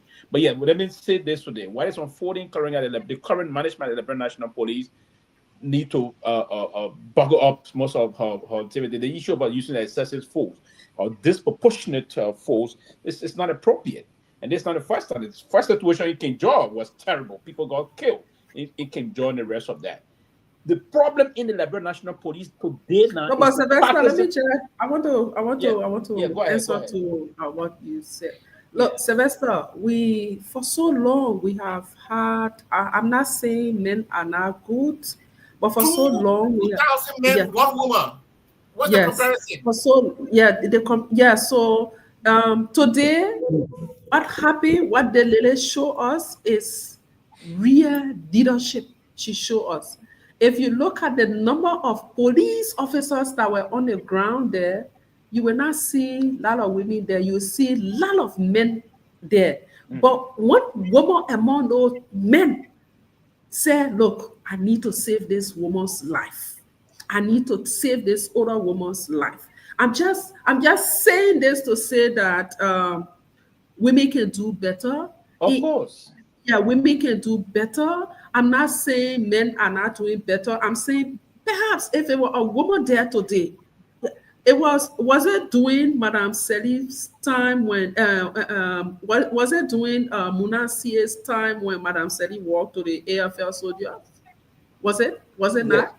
Yeah, it was Munasie as police chief. Yeah. And I must admit to you, Munasie is somebody I know very, very well. That's my father's ex-wife. She's a mother to me. So sometimes during Madame Sirleaf's time, we understand sometimes the politics play and blah, blah, blah. I'm not defending her though, but we cannot take one woman, all of the thousands of men that are involved with corruption. You take one woman out of the thousands of men and just want to talk about that woman and generalize all of the women. I didn't generalize all the men. Today, what is happening? Today, what is happening at the legislature there? Today, what is happening at the legislature there? You see, almost all of the women, they are standing for the rule of law. Almost all of the women, if I'm not mistaken, maybe it's just one or two. I think only one woman on the other side. All the women standing for the rule. So the men are on the other side. So the men against the law. No, of course. No, you're right. You're right. What at the time?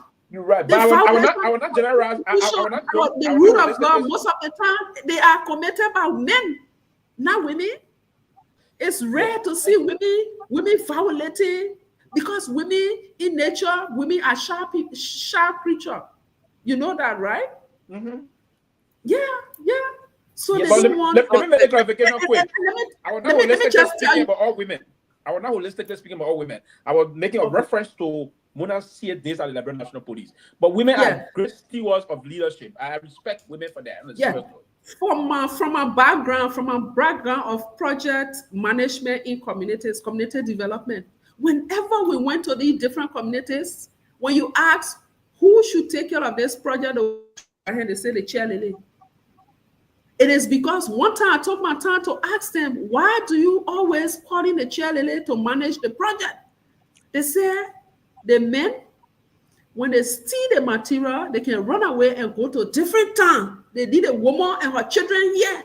The woman and the children will be here and going through all the shame. But for the woman, she got she face.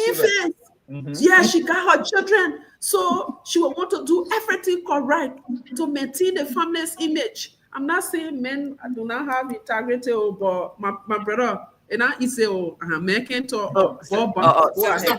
if I could please, I just want to. The science is on your side, because everywhere in the world where you have women in leadership, corruption in those countries drop. Anywhere there are more men, like the United States, Canada, corruption is high. But when you go to places where you got more women in leadership, like Rwanda, the Senegal, other countries in Asia, you always see that corruption is at its lowest. So women have a track record of not being corrupt. We're not saying that there are not corrupt women. Men have been ruling this war for years, and every time men are anywhere, there is a part of corruption. And Liberia is just a perfect example. Thank you. And So that's let me why we just say we want more women appointed to leadership position. What happened with that? But we have did that. We have brought more women in government. How many I women?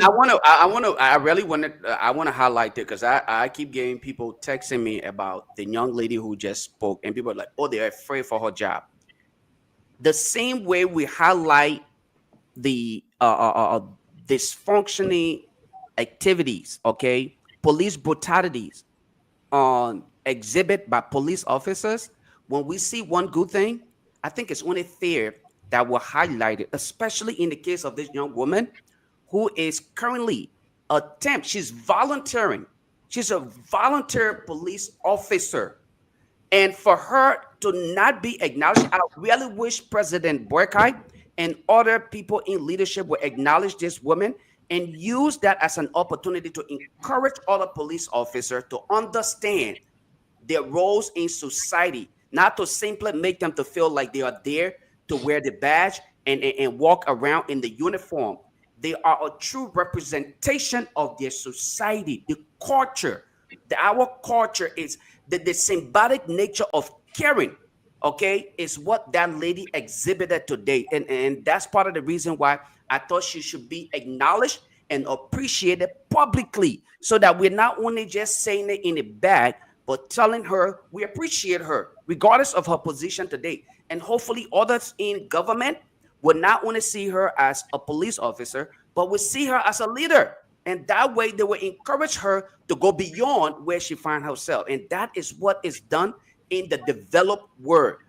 Humans, we are incentive driven, regardless of what it is. If you just appreciate the little things that we do, we try to do more, and we try to highlight that. And that's why I thought to bring her. I pray, and I know definitely she would not lose her job, because we had a lengthy conversation about bringing her on, and she agreed. That's part of the reason why she was brought on, and I doubt that she would even look, because I spoke to other people. Yeah,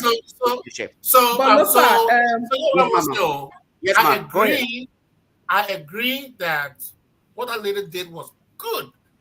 At the same time, we could still discuss her greatness without exposing her identity. There is a reason why, even in the great America, with all of the protection, why there are certain people, when they go to expose certain things, why you see they alter their voices and they blink and they hide them. Because if you do these things, you put them at risk. Or heroic behavior, something that is matter. Those people around the world. This is something that is appreciated. It does not matter. Why do you think the other people's voices in America? Why do you think when the CIA? I mean, the CIA that has the highest secret in the world. Some of the informers, why do you think they order their voices and put them behind a blank sheet? Is it because of the CIA cannot? But I also think we should close on. I also think we should close on this topic. Is we are exaggerating it, because what she explained, she didn't explain anything about the government. She only explained that she because myself, I was scared for her not to speak. But the way she spoke, she didn't say nothing wrong. She didn't say anything wrong. However, she is in uniform. So I think we are exaggerating it. They will even use that to even employ more as the best police officer. She is in uniform, and because it doesn't matter. It matters. It comes to you wearing uniform. It is. I think we are exaggerating it. She will not lose her job. She will not lose her job. If I were the police director, I will be elevating her to another level, because she really showed professionalism. Yeah. Well, let me. I think it's clear now. It's all over. I'm hearing that the Millennium Challenge Corporation is set to announce $500 million investment in Liberia shortly. That's what I'm hearing all over. It's clear. It's all over. I think that's the announcement the government is going to make tomorrow, that they're going to invest $500 million investment into Liberia. I think it's good. It's good for the country, and it's good. And just hope that the accountability and all, but I think it's good, and I think part of that credit should go to the former administration. I think they started this, all of this, and today that we are seeing the fruit of it. So, They will not get out more. They will take it away. huh? They will take all our credit. They'll take all the credit. Yeah. They will 100% take all the credit. No. I mean, the Bugger administration will take the credit 100%. Come on, everybody. They will take it. They will not get 1 inch.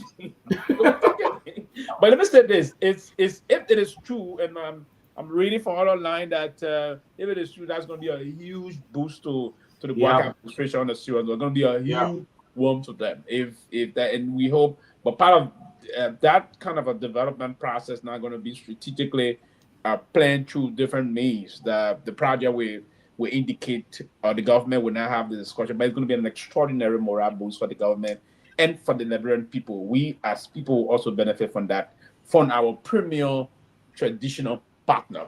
And it's not a new thing to the United States of America. We've done more than $5.something billion ever since they started putting some money during the civil crisis and all those things, development purposes, to UC and other international issue also. So the U.S. government has been a very true partner to us, and that's one of the reasons why we refer to them. Madam Sirleaf described them as our premier traditional partner, and they will always be a great ally to the country. And that's one of the reasons why they always poke into our business. They poke into our business, they sanction us, they discipline us whenever we are going to rock, and they pull on the right trajectory. So it's going to be, if it is true. I will pray to God it is true, so that our people, because some of those projects will be geared towards alleviating poverty and pushing to bringing some development back to our people in our country. So we pray to God that this news is actually true. Yeah, but let me come in.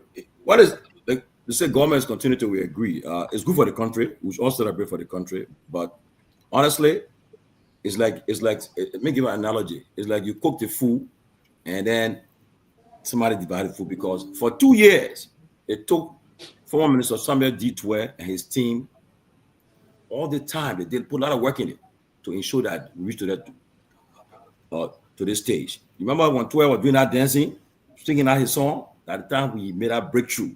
And I'll play that song tomorrow when they announce it to God, because to be honest with you, he did a lot of good job to reach to this point. And I hope Minister Gafwine can be so decent to say, well, I will give credit to my predecessor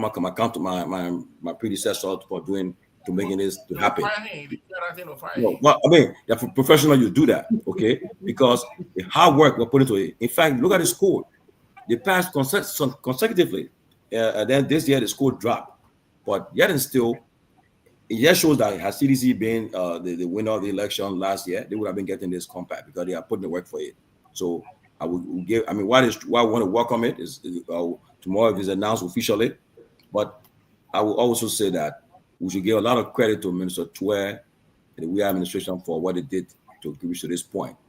We can celebrate as a country, but it was a concerted effort of the government, the past government, point. So we all know what they did. They were under pressure. In fact, the IMF and the World Bank even gave them praises for what they were doing with our economic situation. So we should really give them the credit for it. Tomorrow, when it's officially announced, we will congratulate the government, but also to give praises to the Guar administration led by the financial man, appointment Samuel D. They did a great job. I mean, the money you say, how much is it? $500 million. $500 million. But you're not going to come in bulk. It's you're going to come in different development time. But Tomalin. Yeah. And they, how they call it? And the Chipani freeway, NCDC took the glory. So why don't I forget to the glory? No, but I agree. But Tomalin, let me say that they will take the glory. Government is take this glory tomorrow. It's a good news, right? But guess what? Had Liberia failed twice and on to them last year and the year before last, they won't be getting it in this year. They won't be getting it. But so they want to put into it. Yeah. So we are happy. We happy. It's a big deal. It's a boost for the Togar administration. But we also want to say that It was the work, the effort put in by Minister Pewee, the Guar administration, and the team. Listen, So let me say this to you, right? you can also say that it left a good economy. As what people can also say that the economy was bad. No, what they can say in the toilet. No, they can't say that because it left a good economy. Where it took from and to this point. And mind you, let me say this though. Do you know the 12 years of the UP administration under Ben Sanvee, they got more foreign assistance as compared to the Guar administration. 6 years, they mobilized more domestic revenues on Minister Pewee and his team. To bring to this point. The UP put that log international community. They were lucky because they got it for 250 million, right? Then they get it one. Came, a lot of support came to other billionaires, George Soros and other things pumped some money to the City Hall project and the rest of that. A lot of money came in the country, and Madam Sirleaf. But at the time, most of those things came, Madam Sirleaf, personal relationship. She knew her rapprochement and pumped most of those money in. Again, Omen Bwaka is coming the first year of his term, and this is coming. You want Jallah at least give credit to the because give credit to the former government, please, at least. I'm looking on their website. This is going to on their website. I'm not seeing anything there, but I hope it's true. It is true. Tomorrow evening it will be there. They will announce it tomorrow evening, and Ben, they will announce it. They think the people already got the news now. The people got the information already. No, I am talking about the Millennium Challenge. I'm talking about the I say. Yeah, no, I'm sure it will be there because they can't put on the site. It's not there right now. I'm saying it's not there right now. Well, you heard the post saying they haven't announced it. They can't put it there. But they already think they get big news tomorrow. The news already leaked already. Come on, they're like bro now. Yeah. I mean, as I said, and yeah, I would say it will start coming as the end of next year. I wouldn't happy. Ben, the president, the people announced the thing. They will announce it. When they announce it, if it is true, they announce it tomorrow. Then it will be on their site. But it can be on their site. They are not officially done it. But what it would do to the process, they will inform the receiving government. So the receiving authority will be informed ahead of time. So the government is informed about this process. There's a detailed information process reaching the government. So the government hierarchy will be informed about the process. And I want to believe it's how the information have already leaked before the announcement tomorrow. So yeah, it's hopeful, but it's going to be like, bro. It's a big deal. It's a big deal. It's a good. It's something that we all should celebrate. But let me say this now: that money that you can play with. That money is, from what I'm gathering, is monitored closely by the U.S. government. They don't play with that money. That money it's going to go to which of the project, but I think most of it will go to maybe revamping electricity. Yes, electricity, and these are the things that we are heavily challenged. The electricity process in our country because it's one of the things investors are not coming in the country. That money will remain before the next government counterpart right now. He might not feel all that. But that money is not as much. The drug got too much problem. We got a lot of things. But still, they don't give it lump sum, so they want it to be so small. So by the time you don't come to an account, maybe it will come in a period of 2-3 years now. We may exhaust it because it level how we progressively going to handle things. Now, yes, what the Liberia government need to do moving forward. We need to now improve our democratic credentials.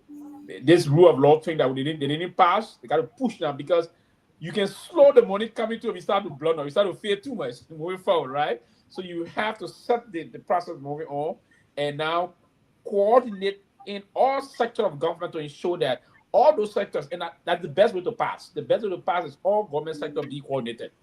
Yes. But just imagine, right? Just imagine how we have been re-elected. It would have been a good way to hand the country this kind of a good gift and moving on because they already did the work. They did the work, yeah. Because when they took over, remember the Hakana protest came about, and then two of them worked hard.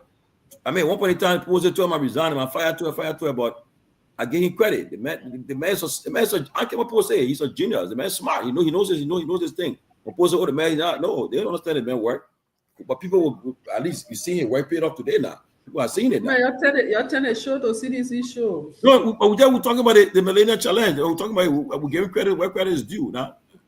I mean, maybe ANC I kind of who knows. But Victoria, let's be frank, right? I work on the news, good news for the country. and it's a big deal for the Boga administration. If they officially announce it tomorrow, yeah, they can run with it. But at least, we want to be honest, the credit should be going to also to reach to that point. Had two of them done a poor job, President Weah government had done a poor job, they won't have maybe reached to this point. But again, we praise God for Liberia. Liberia wins, and the Liberia wins. Yeah, I agree. I'm calling them right now. Yeah. I'm calling them right now. My man, what's your time? You already not the we calling now. My man, stop it, man. The poor already never the poor, but you I'm lying. Listen, you I'm lying. Listen. Dude, that's it calling. Listen. Who he calling? He called him a challenge. Listen. Listen to the voicemail. No. I need to come on the show frequently. I'm enjoying this show. Listen. Millennium Challenge Corporation in Washington, D.C. Our office is currently closed. Regular office hours are Monday through Friday. I'll call it tomorrow. What about Boga? If you announcing it, I'm gonna call them. Tony. Yeah. Tony, look. I will tell you how many organizations that a lot of them, especially when it comes to Liberia, that city government there, we did the same. The government is so corrupt, but I hope that money comes because to real understand of criminal, you need to give them money. If a man doesn't have money, even if it's a real criminal, you will not see much. Let that money come, and we will see. We will follow the money. Yeah. But hey, you see it.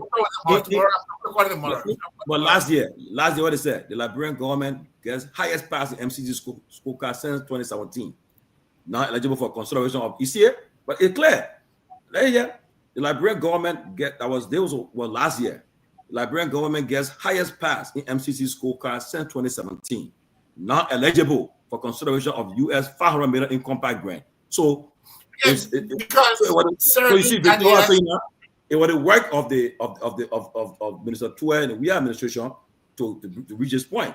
Because when they got it since 2017, they got the highest compact, the highest school, and they were already qualified for it now because they have done it. They have passed consecutively twice. No, but you don't just qualify. When you pass, they have to put you in a pool. They'll put you in a pool of other countries. So in that pool, they will make the selection for you to be. Because Sierra Leone got this 2 years ago. So as you know, Abi, like if you're a nationalist, you're a patriot, you say congratulations for the country. Yeah, congratulations. Liberia wins. But while congratulating them, I will give credit to the Weah administration for leading the pathway because they did the work, the hard work, they did the heavy lifting. But Victoria, why you on the show? I know you want to talk politics. What's up with ANC? But the woman already made that disclaimer. The woman made a disclaimer. What about ANC, man? So all of y'all, I mean, I got that. The woman made a disclaimer. The one said she can't have a politics. You know, woman, look, man. Oh, Petra, we're not hearing you. Petra, we're not hearing you. So let's call the first portion of the show the women's presentation, and we can now talk a little bit. So the ANC is good. The ANC is recalibrating. The ANC is looking at reviewing its constitution to incorporate more people in the party. The ANC is preparing to go for a convention next year, either March or May. We will be going to convention. So, yeah. So the ANC is doing well. We are having our regular meetings. We are engaged in the communities. We don't have to be very, very, very loud at the beginning, but we have started engaging communities. Some areas we go, we say thank you. Some areas every area we go, we say thank you, and we ask their view about how they feel about the country, and what they think will happen 2029. So we are listening to them, and while we recalibrate and restructure the party. Ask by any chance, do you by any chance is the ANC still strong since ever since the departure of the former chairman Musa Hassan Belete? Is the CDC still weak? I didn't ask you a question. I asked him. First of all, Representative Musa Hassan Belete has never been the chairman of ANC. He was the chairman of the Liberty Party, and the Liberty Party and the ANC were in collaboration during the electioneering year of 2023. And he was the chairman of the CPP. Yeah, it was the CPP. The CPP now has dissolved. Everyone is in their party, and I also know that Chairman Belete has resigned from the Liberty Party. Yes, correct. Yeah, thank you for the correction. Yeah, it was just but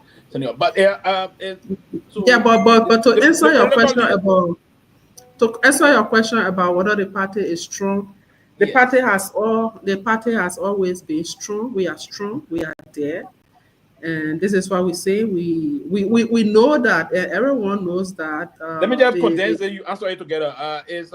Okay. The former political leader, is he still the political leader of the party? And if yes, is he still contemplating contesting the Liberian presidency? Sylvester, I don't know what kind of long question you asking me. I you say former political leader, is he still the political leader? So you want me to make formal the way your name is? No, again, the election law of a country, whenever an election cycle is over, and I deliberately asked this question, and that's one of the things we don't know. So I want to. So let me election cycle is over. You have. I come in 1 minute. This is not a Loma question, and this Loma question is the most. We don't have the same policy. I'm coming. Let me push you back. Leave my brother.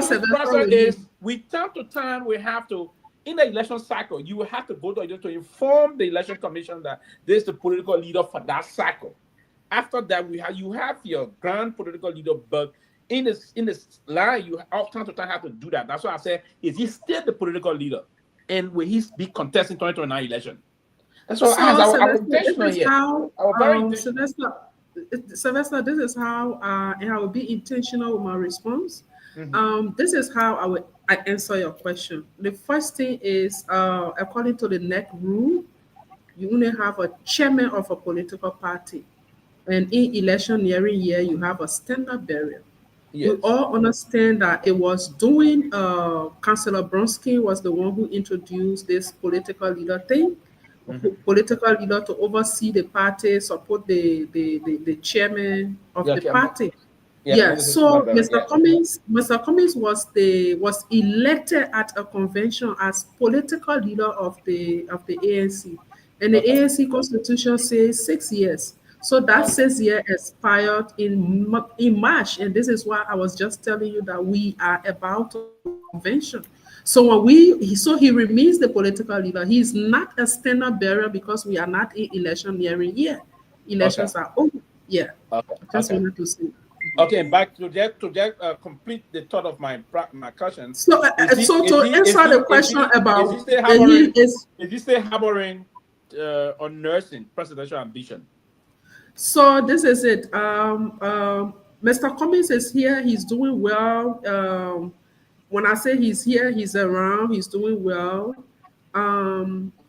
He hasn't announced, and I feel it is still early to announce that I will be running. So he hasn't announced. I told you from the beginning that we are going to communities, we are hearing from the people what they want, because we have to get a buy-in from the community before you say you're running. So we go to the community asking the people what they want, and then later on we'll make a decision. Even me here, I cannot tell you today that yes, I will be running in 2029 because the dynamics of politics, we all know politics is dynamic. It can change at any time.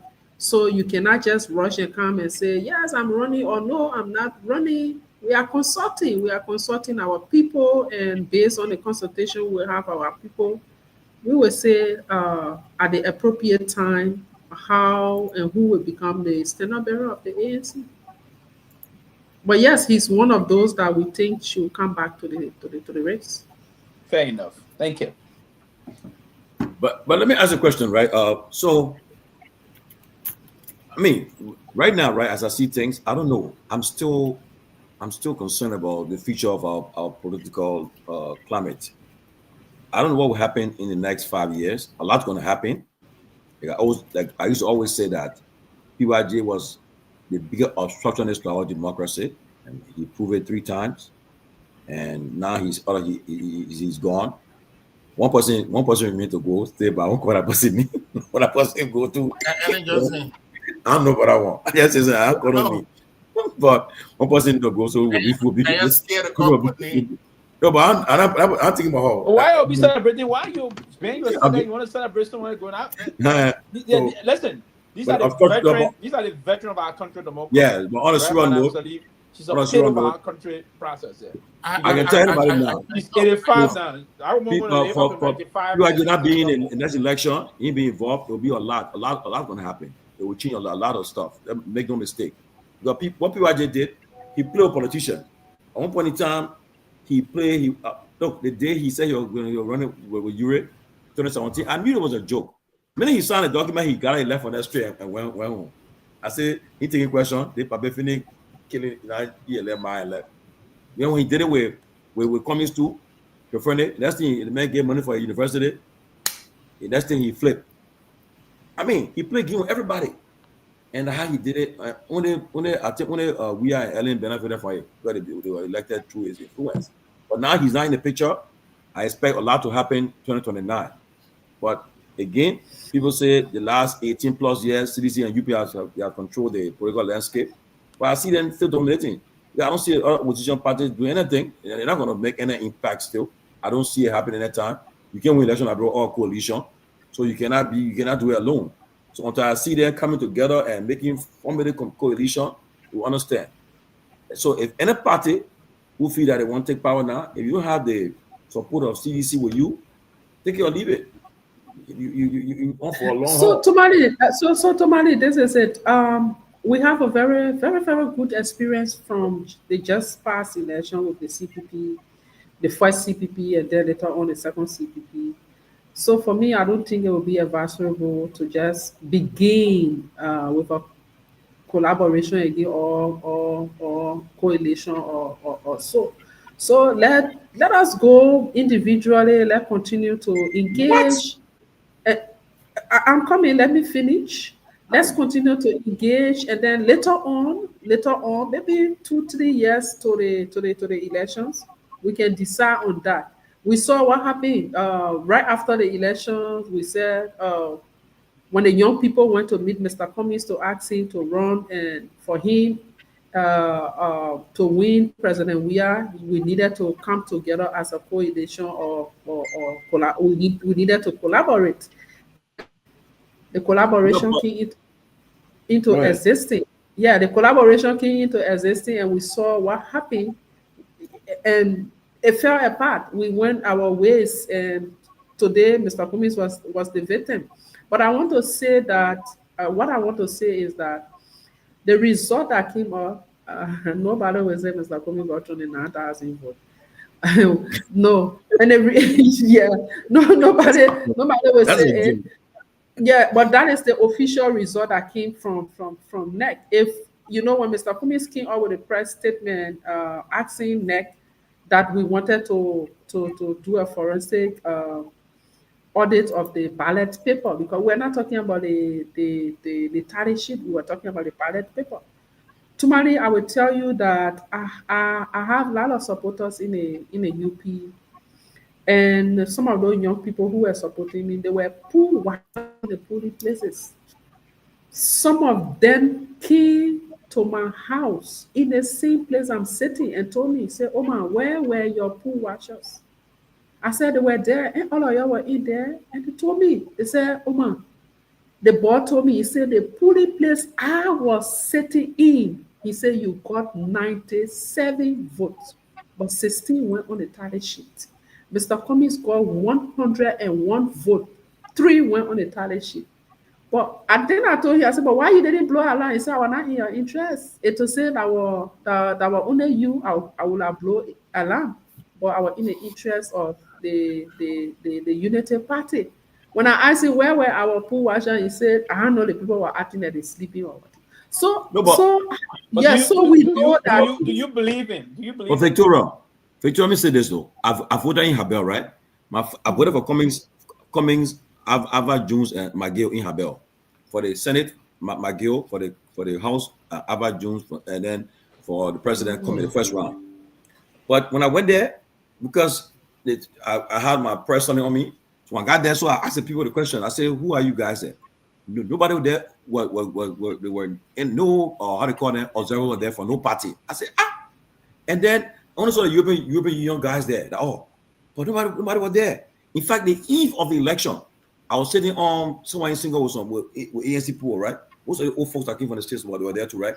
And they were just discussing about who will be where tomorrow. I said, they have not even discussed they talked to the one yet. They were there. Oh, tomorrow I'll be to the place. I'll be to the place tomorrow. I said, but then, and to be honest with you, they should have people police to every polling station throughout the country. That's why the money when you raise money, what you do it for? Put people in a position. But again, like I said, the reason why I knew that the election was a joke, I haven't launched our social security. And then the one lady told me, say, a particular person, Cummings office, and most of the staff, they voted there. And they tell me that the staff, then the man taking a daily bread. They tell me that the man staff, then vote for him, for somebody else. And he, got one vote there. Give me a break. You know that it was tempered with. Make a mistake. Yeah, and even somebody said, if the person said, there were polling places where Mr. Cummings got 0. The person said, even if nobody voted for Mr. Cummings, I voted for him. How come?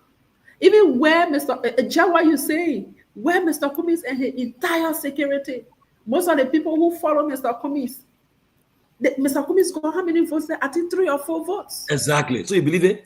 They tell me where Appleton come from. Why we also Appleton in a campaign right away? How you take their place? So Tomali,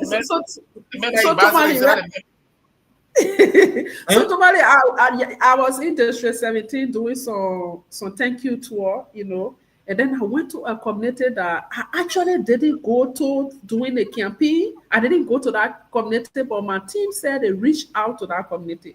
But somebody took us there. We went to say thank you here, and the person said, this is a rich vote community. Let's go and say thank you there.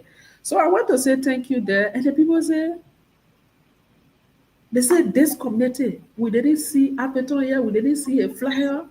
What you want? We asking our people, they say, we asking our people whether they voted for Appleton. The people said they never voted, they didn't even know him. But then NEC is announcing result for him from our community, a huge amount from our community. He said, and our people didn't vote. Yeah. Victoria, he said, our NDC, right? When they were announcing the results, by the time they kind of Appleton, all they be laughing. All commissioners, they be laughing. And they'll say, this place, Joseph Yuma Boyka. This place, George Manuel Weah. This place, Wari Appleton. I said, everybody laughing because they knew it was a joke. Until everybody was like, how can anybody, where he came from? But on a serious note, right? In some serious country, they will investigate and find out what really happened. They will audit all the NEC battles that happened. They will audit the whole thing, but to find out what happened. And I thought the Minister of Foreign Affairs. And what is more disrespectful in the whole thing? What is more disrespectful in the whole thing? The letter that was written to the NEC boss, she didn't respond to it. Very disrespectful. She didn't respond to that. And mind you, next year, President Boga will be appointing the whole NEC. The tenure will be appointing a new NEC. And they will bring social UP loyalists there. They will put them there and so forth. What Ellen did, Ellen asked how come that woman, when Ellen was studying the NEC, she asked parties to recommend names. CDC recommended that woman. Parties and civil society, yeah. CDC submitted that woman name to Ben Sanvee for appointment, Madam Brown. She was from CDC, recommended her. But here is my disappointment when CDC, at some point they knew that something wrong happened, and they did. I mean, like when you know you're already losing. If you didn't do it, if you did not do it, they should have opened this thing to investigation, because we know something fishy happened. And the bad thing is that that thing will still happen again, because there has been no investigation. That thing that was used will still be used again to win election. And then when everybody will have to come together and say, oh, you gotta open your eyes, because that same thing that worked, it will work again. Look, that night, right? I tell you this. I remember that night before they gave the final result. We went to we had our room, but the whole group said, we're not going on set that night. Everybody said not going, but then we got encouraged. Said, "Oh, you go, man. The result will be put tomorrow. You go." We got there now. Everything left for that. So in the morning again, we went to find out. Everything was on par, but then when I looked, me and Peabody and somebody went somewhere. They said, "My man, now how you look at it different here?" I said, "Huh?" We start waiting. All that they have. But by the time the result came that day, we went to the president all the time. I told him yesterday, everybody started saying, "Yo, wait, we're not on there." When Malu boss started to cry, and when I knew, I said, "Oh, Malu said when Malu started crying that day, I said, yeah, And then the same night, while we're there, the president considered and called Boga. Boga not expecting this. When they call him, hello, what's up? He said, "Huh?" He said, "I'm going to congratulate you." Oh, thank you. You were shocked. We're not gonna call. You were shocked. Yeah. Again, It was the best way. It was the best way. And so meanwhile, why, please contribute to the Christmas Sunday. I know by Friday all the panelists will be finished. I want to say thank you, Pewee and Ben. Thank you so much for your contribution. I know by Friday we'll be giving our own contribution to the rest of us. I want to say thank you so much. Pewee, it's not Pewee first time. Pewee have always done this. It's not strange to me. Always contributing. I'm not a government official, man. I'm not a former government official.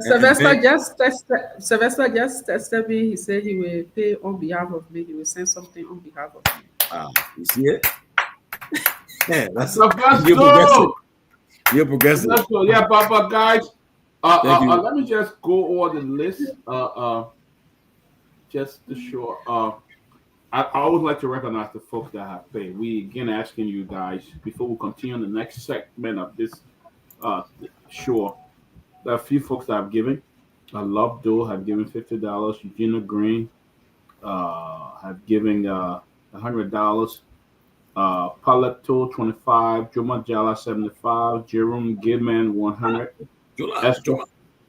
Esther Frederick $25. Darcy Davis $25. Larry Kennedy $100, Henry Doe $30, Melvin Tabo $200, Yumtru Kanga $20, Sarah Dopu $25, Sophie Blamo $25, Nora Hook $50, Catherine Gibson $50, Roosevelt Flomo $25, Sylvester Rennie $300, and our man, the nurse on Travel, $150. So, and let me also ask. Aliu Sharif, Aliu Kamara, he's in Holland. He sent us a $25 all the way from Holland. I'll probably go to Western Union and pick it up tomorrow. I've been going the last 4 or 5 days. I'll go there tomorrow and get it. So don't get me out. Thank you. All right. Thank you guys. Thank you guys for your gift. And guys, the Cash App is still there. We're going to need $5, $10, $15. Every dime you send, I'm going to give tomorrow as well. Every dime you send is going directly to the guys in Liberia. We want them to sit with their kids or the wife and go to the eventable park or go to the other park there and have a meal with their kids, for Christmas, and just drink some cold water, beer, or wine, and just chill with the family and friends. I know I was picking hearing. You'll be drinking beer, and it didn't get on be rolling upside him, stuff like that. I want to before I leave. I have to go do some daddy's duties. But this weekend we'll be having our Basel people having a program. Our United Basel Association, and our own Dr. Peabody will be the guest speaker. He'll be bringing the message that night. The guest speaker for that occasion, the Pennsylvania United Basel Association chapter. Yeah. And we'll be exchanging gifts all that day too. So please, if you're in the Pennsylvania area, come and let's celebrate. People can put the information up. People who where they want to attend, come and join us. It's only $25. Come there. Let us have fun. Let us enjoy the bazaar song and all the things. And they're going to be giving back too, though. They're going to be giving back. You are officially invited. So people make your presence there. Come hang out. We live like 1 hour apart, and we never. I want Sylvester to come. I want Gongloe to come. Kehleboe to come. And I know we live 1 hour apart, and we don't see each other at all. Sylvester, we're going to Grace House this Saturday. We're going to Grace House. So I hope you part of that trip too. Come again? We're going to Grace House this Saturday. Grace. Is in the P area? Yeah, in York. She's in York. Oh, okay. Yeah. So let me recognize somebody by the name of UJ Booyah. He sent us $25. Thank you so much, UJ. Thank you, UJ Booyah. You know what? Having the Pennsylvania chapter meeting this weekend? Yeah, Christmas party. When's that? Sunday? It's Saturday, 21st. It's late here now. I got 3 minutes to 12 midnight. I have to. All right. You're feeling in darkness, and you got like you see it pretty, and Victoria. No current. I actually put my generator on. Oh really? Wow, it's shining there. Yeah. So, but Victoria, before you go, we gotta bring you on. What we'll have a whole time with you and the team to discuss. Sure. This is just. Are you contesting 2030 and 2029? For her district. Who just asked? Who asked the question? Never. Hey, brother. You know what? I know plenty of people in the race. So for this reason, I will say yes. Okay. Yes, I will be contesting. No, trust me, this time around, you got my support. You don't have my moral support, my financial support, but you have my on the ground foot support, where I'll be running campaign. And now is it gonna be in Lofa or in Maserado? The same Maserado. You know, we should leverage on what we can talk in just an election. Yes. Yeah. So it will be good for us to leverage on. It's gonna be the senatorial race also, right? Yes. The senatorial race. So you're gonna be running against the light that went off? I can assure you this time around. I want to go Lofa Canada race. I will race right in Maserado. Just because I want to give my vote to you, and I will say this, and I will not only give my vote to you, but I will canvass on your behalf also. I believe you can pull that. Now, and the last time I told you on the show, I told you since I just a powerhouse, and the reason I was not. The man, and my uncle, man, did that talk. And our uncle again, right? Did that talk? No, the role he played, he's well grounded in the county politically, so to defeat him is difficult. But I'm hearing that he's not contesting after his term also, and probably. No, he's not contesting 2029. It will be 2032. Yeah, I mean, I was saying after his term, because he will be expired in 2022. 2029 is the light. So Dr. Peabody, your friend you like so much is not in the race. I know you will support me. I'm gonna support you. We need a female president, Maserado, who can bring a change. Let me say this to you. The light. I know you're gonna dim the light. You're gonna bust the light completely.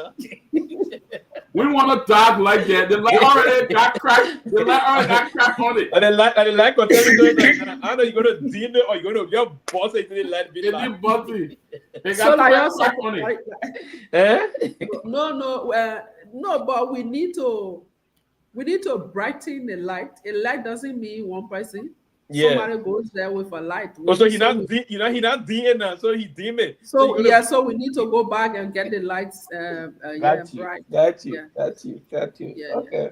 Yeah, but it's gonna be an interesting process 2020. But I know that there's gonna be a new senator in Maserado 2029. And that would be me. Yeah, it's a new person. I want you. I'll support you. Yes. You know, in the past, I supported the light though. I supported the light heavily. All of us. Naturally, I supported the light. My 2 cars got spoiled because of the light. Anyway, but anyway, here we are. That's politics.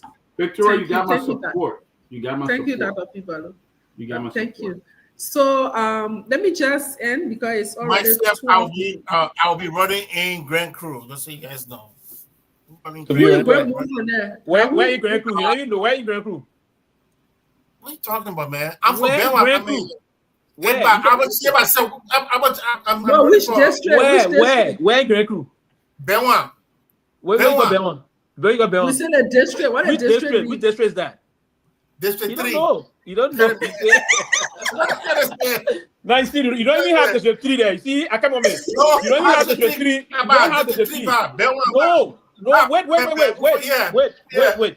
You have 2 districts in Grand Crew. You don't have 2 representatives. District 1 and 2. You don't have 2. Stop. You don't have 2. I'm running against our chair. I'm running Uh-huh. against our chair. But no. You can't. No. I come in. Let me educate you quickly. Abache is not running. I'm running against our chair. Wait, Abache does not have a district. There's no district. Okay, I'm running against There's no our chair. boundary. So you see, you don't So understand. that's what Okay. Very I'm running good. against our chair. He said he running for the Senate. I'm running against our chair. Hey, Abache does not have a district. He's a senator. I don't care. No, So let me say thank you. Let me say I thank don't you. know who can't man. That team, man. Go ahead.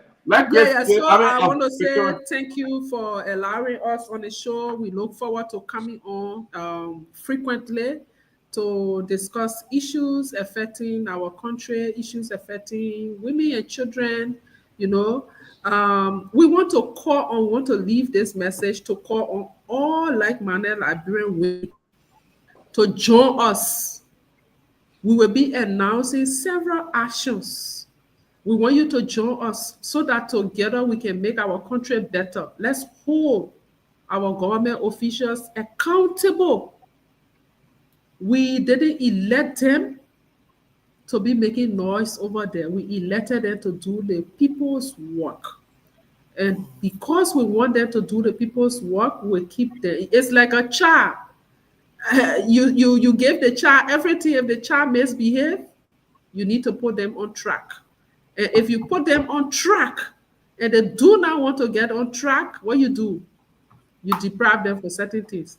And these are some of the actions we're going to take. So some of the actions we're not doing it. We're on this closing argument. We will be on SKTV. We will be on several radio stations talking about it, but we also have a sit-in action where we will be grouping women together and we'll be coming up with a statement that we will present to the international community.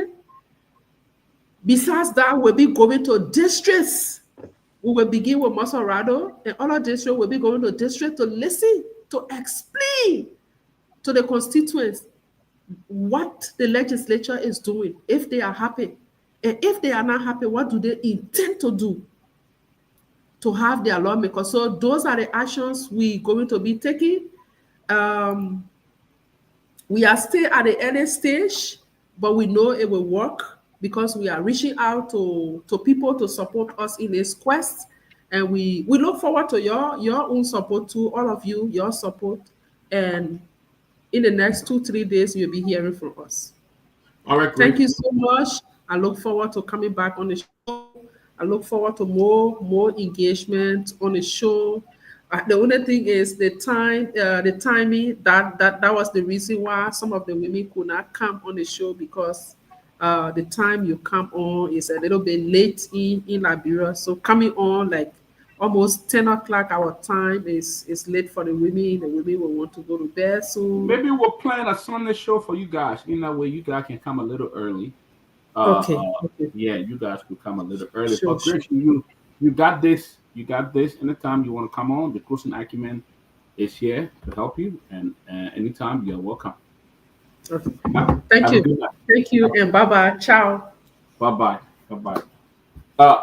Ladies and gentlemen, gentlemen, before we end our program here, we'll end by 8 o'clock, 7. I would like us to take 1 or 2 calls and get back in our conversation. I'm concerned. You see what happened? Okay, Grand Master Superintendent.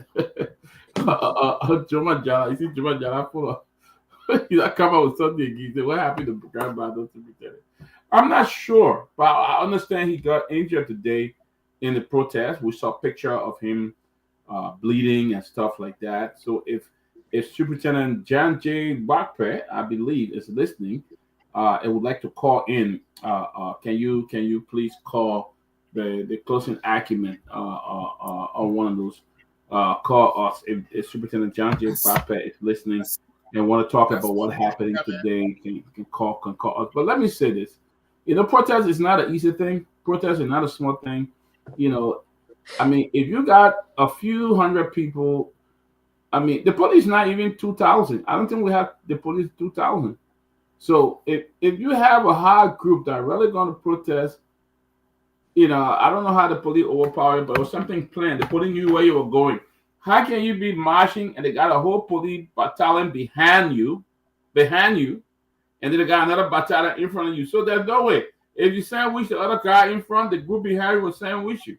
So apparently that happened today, because if you really want to protest, I mean, you got to plan it well and you got to do it well, But Henry, if you can come on, let me take one or two calls and know how the people feeling.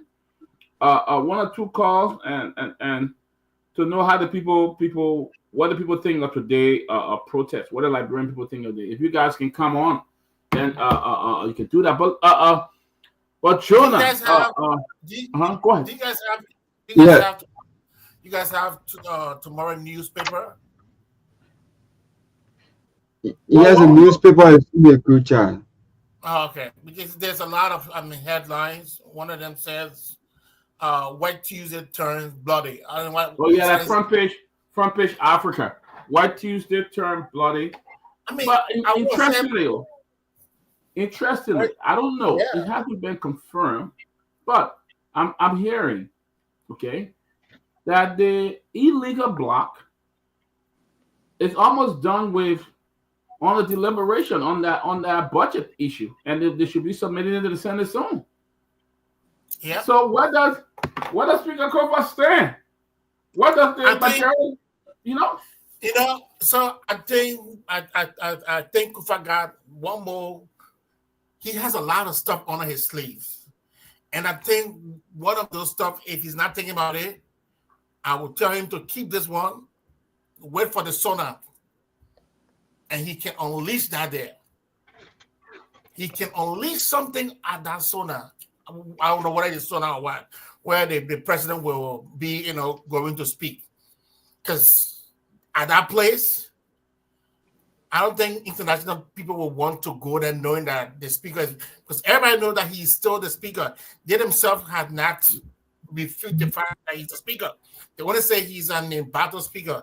So I mean, let him go there, and then they have two speakers on the stage, and let's see what I make the president look like.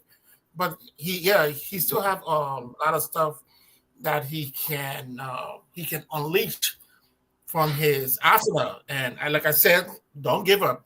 Hold on. You should not give up. Never. For most of us to win, we always see winning as something positive. And that's true. But sometimes you can lose to win. And then when I tell people, they'll be like, what do you mean? Yeah. It's not every time you must have victory. You get victory in so many ways. And I think whether you lose this fight or not, there'll be a lot of positives. I mean, I will come out of it. And I'm telling him, my young Mr. Kofa, be there, hold on, do not give up. People will be there to stand with you. And I happen to be one of those people. Thank you, man. Mr. Pewee, what's up? Yeah, Pewee. Oh, yes. I think basically this whole thing, I said I've already hanged my jersey on this discussion. We'll look forward to hearing on the Supreme Court. We just encircled everything. So I'm just basically going to turn to the Honorable Supreme Court to come up with we need to reach some finality in this process. We cannot continuously hold on and keep the country the way it is in terms of who is the speaker. I believe that, he is the legitimate speaker. But now, again, legislative politics, sometimes you see they call themselves the majority bloc. They are currently engaged in the budget discussion process, debating the budget.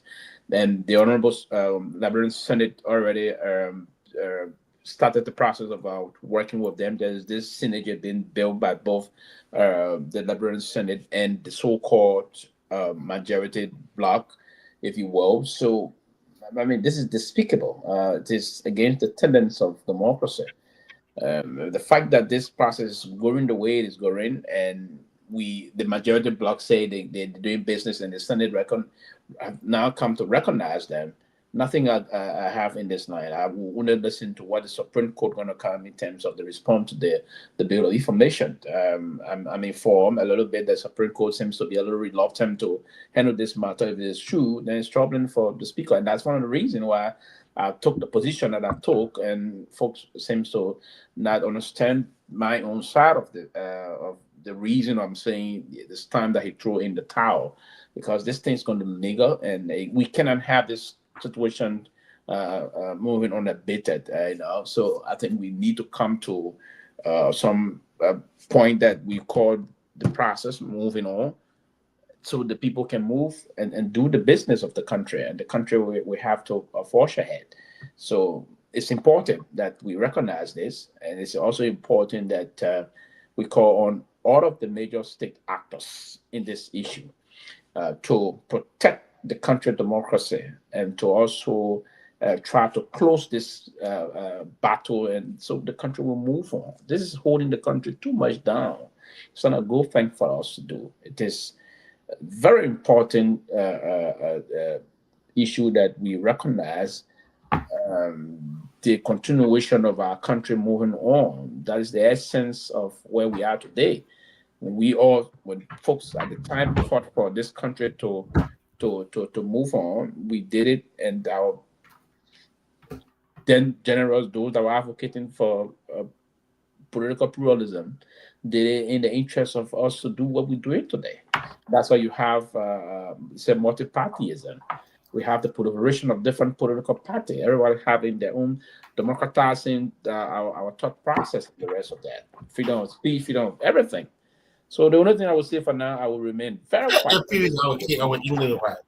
Very quiet on this situation, and allow the Supreme Court to come and tell us what to do and what not to do, and to answer this bill information, clarify what was it that you ruled on the last time. Tell the people in a more emphatic tone, in a more clear tone.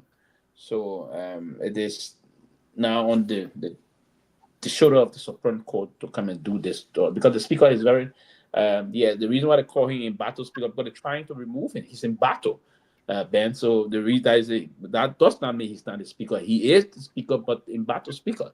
Yeah, he called in a fight. Yeah, and clarify the situation for us to move on. It's a but I'm hearing another rumors that the Supreme Court may not even take up the case.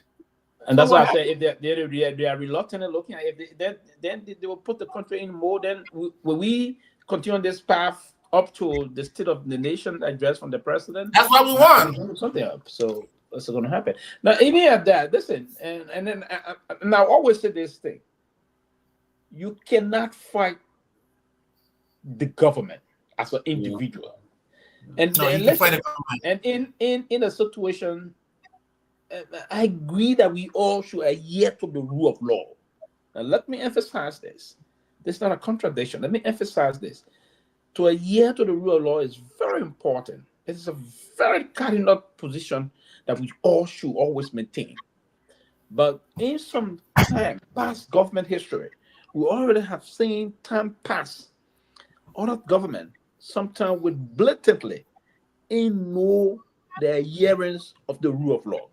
They have happened consistently, right? So I wouldn't be surprised. I agree that the Sudan is coming, the State of the Nation is coming, and the government, via the executive, is intending or have now concluded that we're going to recognize British Kung as our Speaker. They will do everything to stop Kofa from entering that place. Yeah, they got power. Yeah. They will do everything. Run. I come in, and you didn't. That's why I say it's difficult. They will do everything because they will deploy the security in a manner that they will allow him enter the hall, maybe to whistle, but to go and sit where he should, they won't allow him to reach there. trust me, they will prosecute it in a way and manner to prevent him. I don't want us to get there. I don't want. Yeah, but We the people will are get- preventing. The people are We preventing will get there. peaceful You know, protest Pee-wee, of the day. You know, You know, but there's Pee-wee, some- So that's my point. That's why I say, hey, but throwing this Pee-wee, why is so early and other thing. Other Pee-wee, people come back and say, Pee-wee, oh yeah, continue the Pee-wee, process. Pee-wee, the man should not throw in one bit of a towel anywhere. And let me tell Okay. you why it's important. This man, as bad of a character as he is, like, and there are more Bible stories that I could relate to you about how God used bad people to save, to save. I didn't good suggest. people. I didn't suggest that he's No, not no, a no. bad character. I didn't say that. No, You saying that. I'm saying it. It's not you. I'm Yeah, I saying don't know. it. I don't know you to be a bad character. Yeah, I am saying it. This is my talk. Because everybody that is in the house is not in the interest of the Liberian people. That is a clear fact we all know. However, that's not what we are discussing here. But there are times God uses bad people and to teach a good lesson. And I think we have Falanti at a very good place in our nation's life, where he will stand against something where everybody believes will have been an easy ride, because this thing has always happened, and anytime it came to pass, it just went through. But today we got one person that is standing between these people and say it's not going to happen. I think all of us should enjoy this man, and let this great luck happen as long as it can happen. Like, he's not losing anything.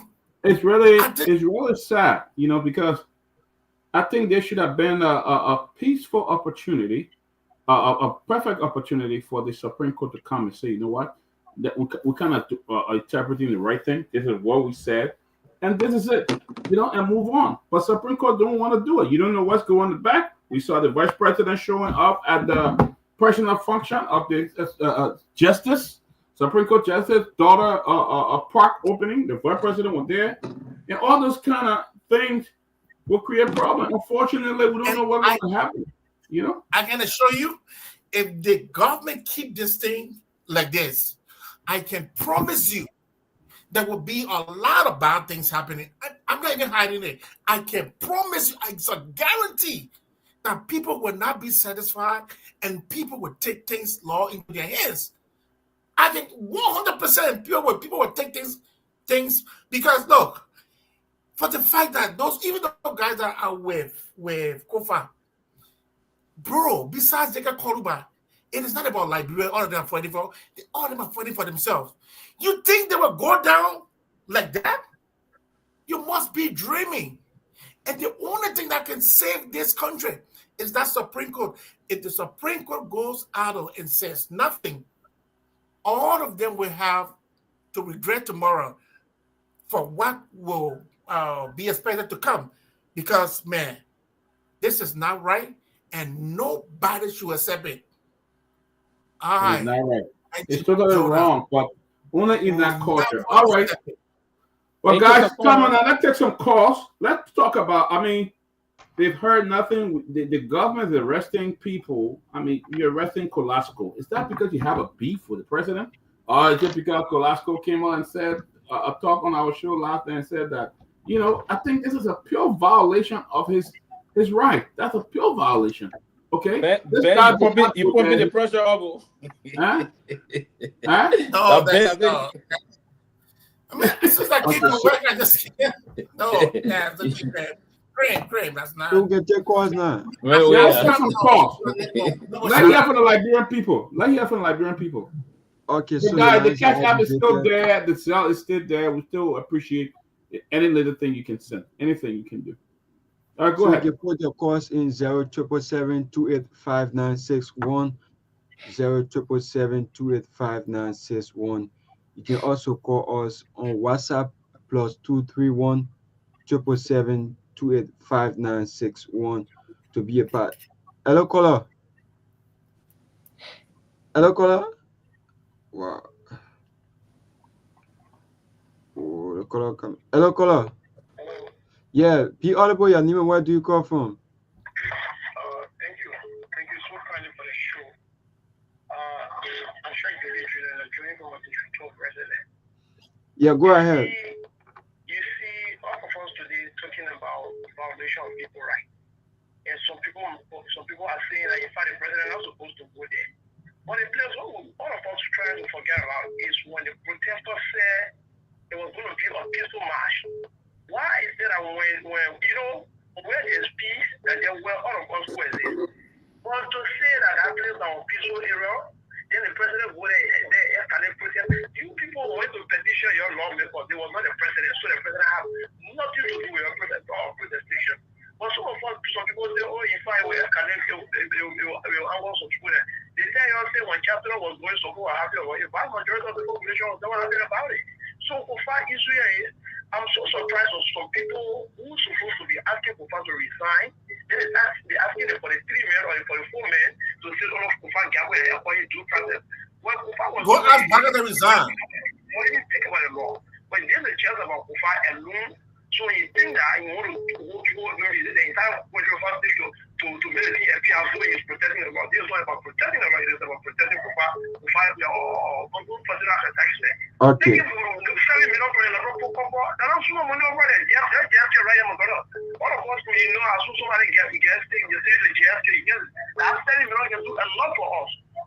Go ask Baga to resign. All of us should talk about Kufa Gongloe. When Chancellor was not happy about it, was not happy about it. But because of the deeds that they carry on, it is what I wanted there.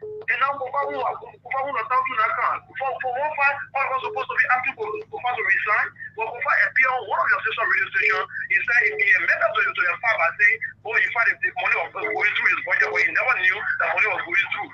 So as the lawmaker, they say ignorance to the law is no excuse. When Kufa can be brought to the method to the world that is in fact money of going through his budget, then I want to reason is not reason for Kufa for the lawmaker to Okay, thank you. Hello, caller. Yeah, please be brief. Hello. You're talking nonsense here. Okay, go ahead.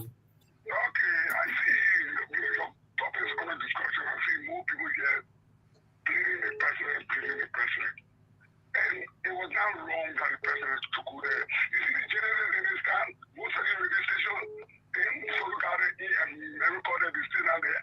They put people against people, most of the radio stations. You see, they're talking all kinds of things for us to go against our own, yeah. So it is not right. It's like anything happened to the president of the land, they're all up put together and giving a good advice.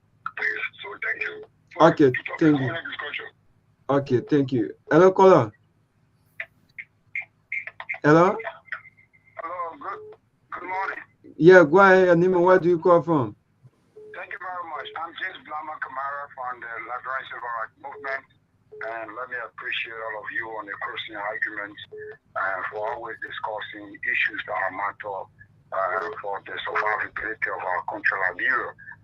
Like others, the president government over there today exacerbated the issues. We were peacefully marching to go in Istanbul at the national legislature to be able to petition our lawmakers in terms of them being able to uphold the rule of law, because without the law, no one will be governed in this country, meaning it will be a jungle justice, and we don't want to see our country going that route. So we cannot sit through and just be talking on the radio. We try to carry on some civil distribution to show to the world, alas, that we are civilized people who believe in democracy. And then we have a law in our country that should be able to guarantee the rights of the people. So in that, we were trying to also exercise our democratic franchise. Indeed, the police was able to use an excessive force against our where many of our brothers and sisters are languishing at various hospitals across the country now. They are seeking treatment.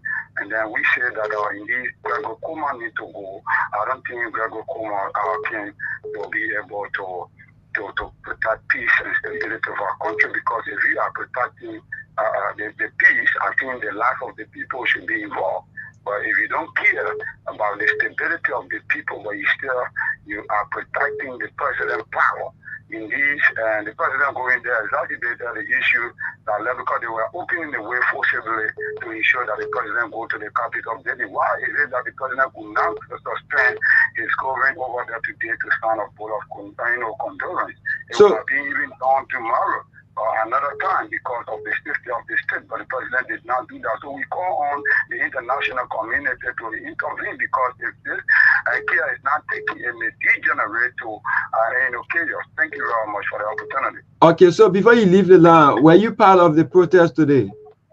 Secondly, I was part of the protest today, and we went there. We have to use our what we call our security mentor in terms of being able to tactically disappear and subsequently reappear when we are called to ensure that we carry on civil distribution. But actually, we did not expect the way the police went about today. The barricades are everywhere, stopping peaceful Liberians not to even enter the legislature, the capital of Delhi. And on June 7th, we were given the right, we enter, and other people even pray on Friday, June 7th. Protest, people pray there on a Friday. Okay. Those Muslims that were not pray. All right. The police could not allow us to enter and petition our lawmaker. It will go against the law. You can deal with us. You can use the excessive force when you see the citizen going against the law. But you cannot see peaceful people and go. You just start arresting people that you can recognize within the crowd and just arrest them, go and place them beyond bar and see that the country will remain peaceful. It can be. Thank you very much. Okay, you're welcome. Hello, caller. Yeah, Nima, where do you call from? My name is Michelle. I'm calling from Padland Supermarket. Yeah, please be brief. Yeah, let me tell people to you. The protest that went up today, and there won't be a fire. Let me tell people to you. When Liberian people say the tie with you, the tie with you. A matter of fact, the people in majority, then you say you want to go protest? For not to cover people, you will just forget about the thing. Then you just go on air to just resign. Then you just resign. In protesting this. Let Baga resign. Let Baga resign. So why is you resign? Why? The mother of the majority, he was the executive, he's now with the majority, working with the people. So is he not doing the referral thing? Is he not doing the referral thing, or he's not following the law? The mother of the people having a crime. The majority.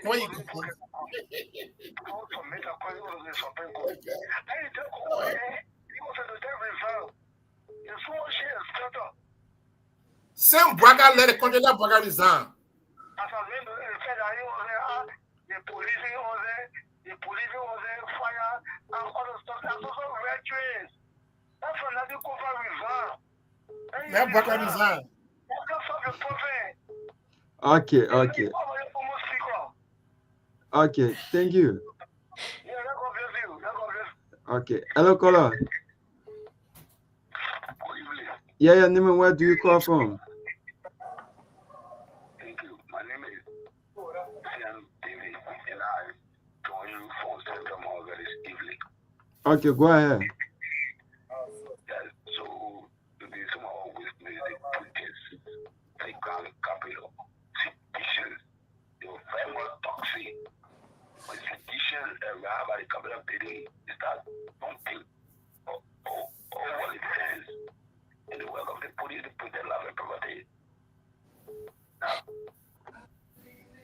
Wow, we lost that caller. Hello, caller. Yeah, take one, two more, then we'll do our close, man. Yeah, go ahead. Nima, where do you call from? Thank you, I'm Joseph. So for me, what went on today, and I want to respectfully disagree with people who are saying, is people die with you. It is not the amount of people die with somebody. It is about doing what is lawful. So what will happen when thousands of Liberians gather and say, okay, President Blaga, we no longer interested in your services, and we elected him for Syria, so should he leave?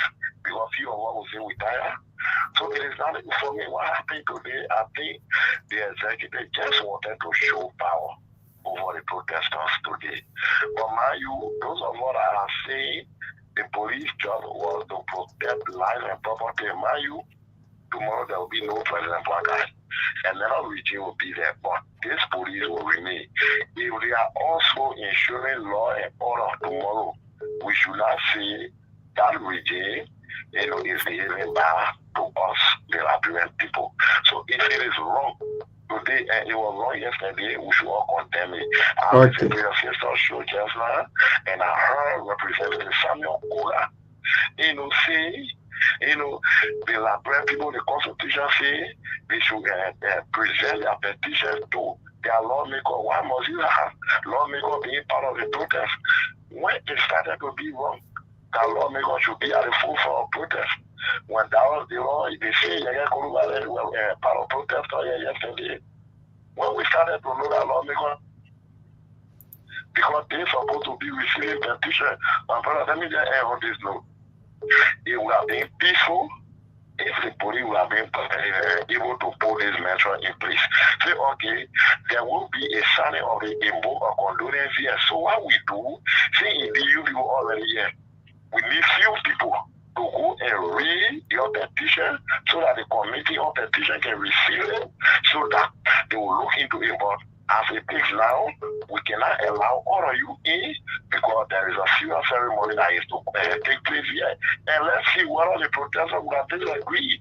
But to get you excessive food, no, I think it was wrong. And if for security reason the president know that that place there was a protest ongoing there, the security advisor needed to properly advise him so as to save the state. It is not a matter of people wanting to show power. Thank you. So let's take this last call. Hello, caller. Yeah. So on the line, I went off. Yeah. Name, where do you call from? Yeah, Sam TV. And I told you today, some of us who witness the video follow from media institution. We can see the video today live. The police, they were far more hospitable. The situation we at the capital building is that jumping over the fence, place where government used to give and your taxpayer money, pay your money, and pay my money, pay that place. She want to show the people to the Pagan is a parent. Situation was going on, rule of fanatic over. The people are very good enough for them as a speaker. For them as a lawmaker. Your police, your friends, they are all equal. They say can't be our speaker. With serious number.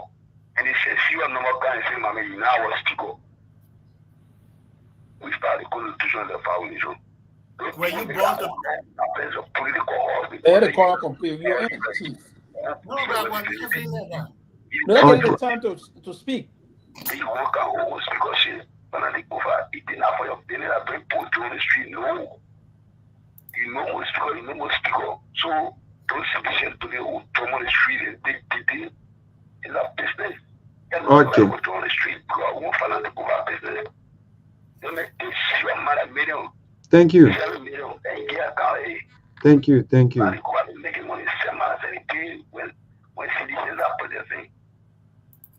Okay, so you can take it from the end. Well, gentlemen, there we go. There we have it. The people views, and folks have been calling. But look, I'm one of those who want to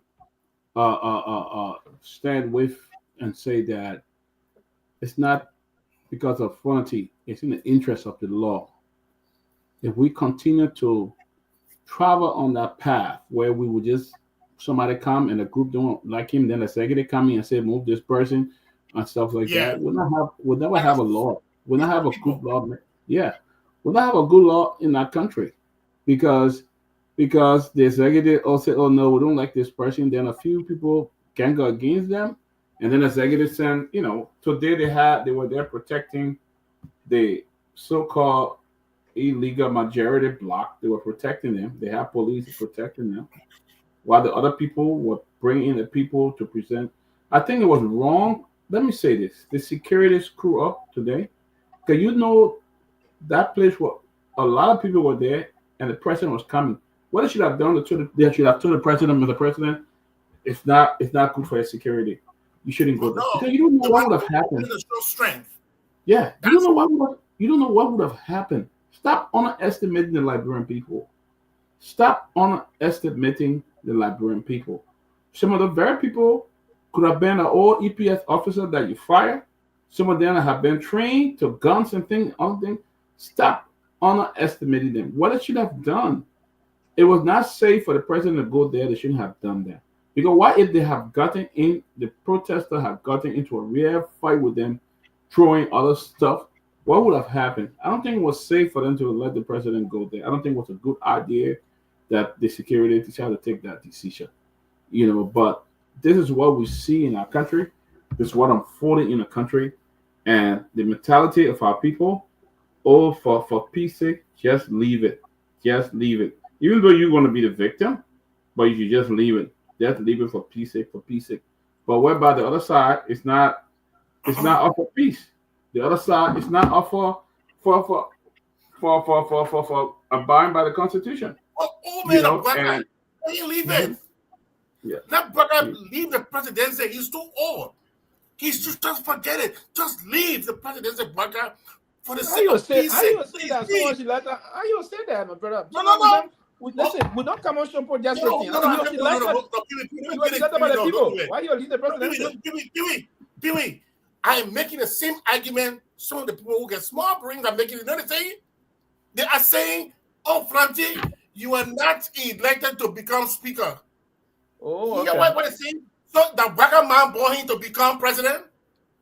If Franti was not born to become speaker, Braka man born him to become president, then Braka resigned. Listen. You on national platform. You talking to the presidency, so you had to talk with some level of respect. I would never call him President Braka. I would call him Braka. I would not call him President Braka. Listen, a level what you want to say, but I mean, is the leader of the country. Yeah. You have to give. I am calling him. You have to respect. Okay, Mr. Braka. Anyway, go ahead. I will not call him. I will call him Mr. Braka. Mr. Braka should resign for the love of Liberia. He's too old. He has lived his life for so long. And I am making this argument because the people knew that he was old and elected him. So that should not be a debate here. So I come in. Flanty friends knew that he was Flanty when they elected him. You see, when you guys make these kind of arguments, sometimes no. Listen, you're not. Yes, but you don't receive my point. I'm not justifying the removal of the speaker. I'm not talking about you. What I'm also saying here is I'm not going to sit and allow folks to be like Greek. So if I were to come and butt you, you will come and butt me, right? Does that make anything right? No. Does that make anything right? Does two wrong make a right? I am speaking to does two wrong make a right? No, not at all. So that's what I'm trying to impute here. That's what I'm trying to impute. So my point is that I'm not justifying the removal of Mr. People Kofa. who are making the argument that Mr. Kofa should resign, they are so one-sided. There has not been a day. There has never been a day where they have said to themselves, you know what? Maybe Mr. Braka needs to resign. Or maybe Mr. Braka needs to call 7 of his members on the other side to call them to go on the other side of Kofa for the sake of Liberia. You want Kofa to be the sacrificial lamb for your own. Kofa will not do it. And as a person who have suffered injustice, with this kind of a same situation, but you know what I did in my injustice, bro. I stood my grounds and I said, you know what? I will fight this thing to the end, whether I lost or not. But the lesson I was learning from my story, that's what I said, Mr. Kofa should fight this thing. Because Liberians, when you're not used to good things, it's hard for you to understand when you see good things coming. Kofa is the one that is standing between us and our democracy. As bad as he has been in the past, he is the one that is standing. Let me. For me, I've already concluded on that discussion about the whole for now. Let me just close on. They know I have to run, so let me just close on this. And I see you getting and that's why you're getting a little bit. So you you're enjoying yourself and other things. So taking time off. No, I don't do that anymore, man. No, come on, man. Don't. You tell somebody I don't know.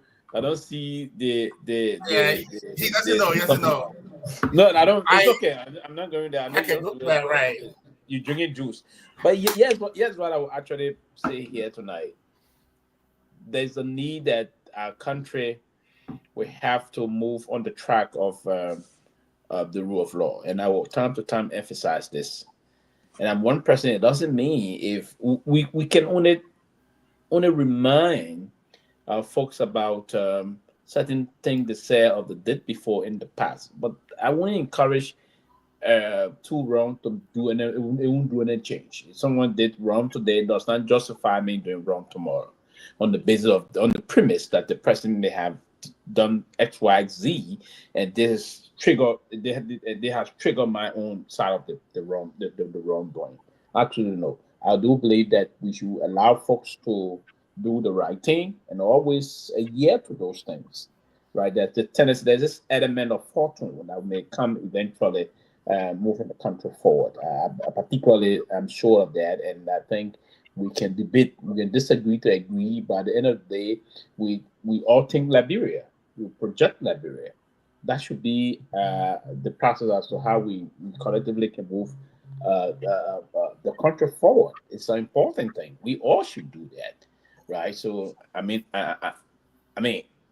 sitting here looking at issues unfolding tomorrow or tonight, what will happen? I mean, it will happen eventually. But again, the way we will come and say to have that when we talk to do things is more very, very, very, very important to all. Pewee, one second. Peabody and Tony, did you guys see that I sent you guys? I'm looking at it right now. Okay, good. I just did it. So guys, so basically that's it. So I would think that the country is on. We went to elections. We now agree that we will elect every 6 years as a presidential election. Every other 9 years there's special election for senators, and the country will have to maintain that. And also we elect this constitution stated that we let in speaker for 6 years, which we respect that. Let Ben go. Oh my God. Why he put somewhere? What that? Share with he. The man I read at MCC before. We are working, man. He wrote an MCC before. And what he doing there? I mean, it's serious. Let's go back to the man. We are working. What he doing there? So Ben, let me read it. I can read it, Ben. Huh? Go ahead. Yeah, but in public, man, I read it for you. But they wouldn't change anything. Let me read it. It said, thank you for your report to MCC. MCC takes all information it received regarding allegation of fraud and corruption seriously. Appropriate officials have received your email and are processing it currently. MCC may or may not determine a need for additional follow-up upon communication with you. Please note that the allegation may be reported directly to MCC Inspector General. If you need to receive response from MCC official in 72 hours after submitting the allegation. Wow. But again, these are standard, right? These are standard that the automated machine will respond to these things. It made it with standard kind of level. But does that change anything at this stage? But Ben, it's not. Well, Ben, you want to get the money? Ben, you want to get the money? No, I want to get the money. But read his email. What email he sent? Read that. No, I'm not going to read that. No, read that. I want to see the email. What is no email he wrote? I don't know. I'm just reading a response. That no, but read his email. Okay, hold on. What he said. Hold on. Let me send my email to you guys. Send my email to you guys. Hold on. Send my email. My email is not. Hold on. The thing is, we just want to know. What the respondent here, they said they have elevated it, so to the next level. It will not change anything, but it will have a record. That's all. Let me see. Where do you guys right here? Well, guys, I guess. Peabody, they are saying to you. Who are? And then somebody but Ben, my man, you should be a nationalist, but a picture about it. Wait, you forget it? You gotta get it, man. Wow. No, hey, look. You know when I started dealing with the I will share some document with you with the ICC. Some things that I've been. You see that war crime? You start bringing jumping around. You know who were really behind it. You know who started auditing it? I see when Costa were talking that the we were behind that thing long time. Yeah. We got history. I will take this time to run, but I think we shouldn't waste 2 seconds on this because it's an automated type of response they're giving. Anybody going through if you're trying to go there and send things. That's what I want to say. Let's see what he wrote to them. Professor, I will do something else. So please send the automated response that he said. We will respond to you. That response will not come maybe until we are 200 years old. Right? So these are part of some of the issues. What I think in this country and I think what you just proved, I come on a minute. What you just proved just now. Let me finish. Hold on. No, I will have to end here. What you just proved just now on this issue is that you are not a sincere Liberian. What do you mean? So even if you attempt to respond, no, they will not respond to automated thing, right? But to prove and want to brag on that is nothing absolute, my brother. I'm trying to curtail corruption. What corruption you trying to curtail? What corruption you know you curtail? Pewee, hold on. Pewee, you know what? About country benefiting for something. What corruption are you curtailing? I don't care. Why you getting down the man, though? I'm trying to leave. Pewee, listen. Pewee. No, I gotta run. Pewee, hold on. Pewee, send me a friend request. Pewee, let me tell you something. No, Pewee, when it comes to fighting corruption in Liberia, when I tell you the amount of things that I've done to curtail corruption in Liberia, my brother. What have you done to curtail corruption in Liberia? What? Get to know maybe I don't know you. Maybe I don't know. Maybe that new you started doing it just last defeated, right? When I was in Ghana in a refugee camp. What kind of guy is on? But if you're doing like that, Pewee, I didn't even know how to write good. Pewee, I didn't even know how to write good. But I had the sense of controlling corruption and finding the right people to help me do it. Pewee, I am very serious with the things that I talk about. Very serious. And that's why anytime when I see something, why do you think I can criticize citizens to the left? I can criticize them. Why do you think I still get citizen friends? Why? Because Pewee, we'll compare no Ben. We'll compare no. I had to run. I'm not saying I had to run. So send me request. Send me request. Send me request. I'll respond to your request. But Pewee, the man say the corruption been there. What you concerned about?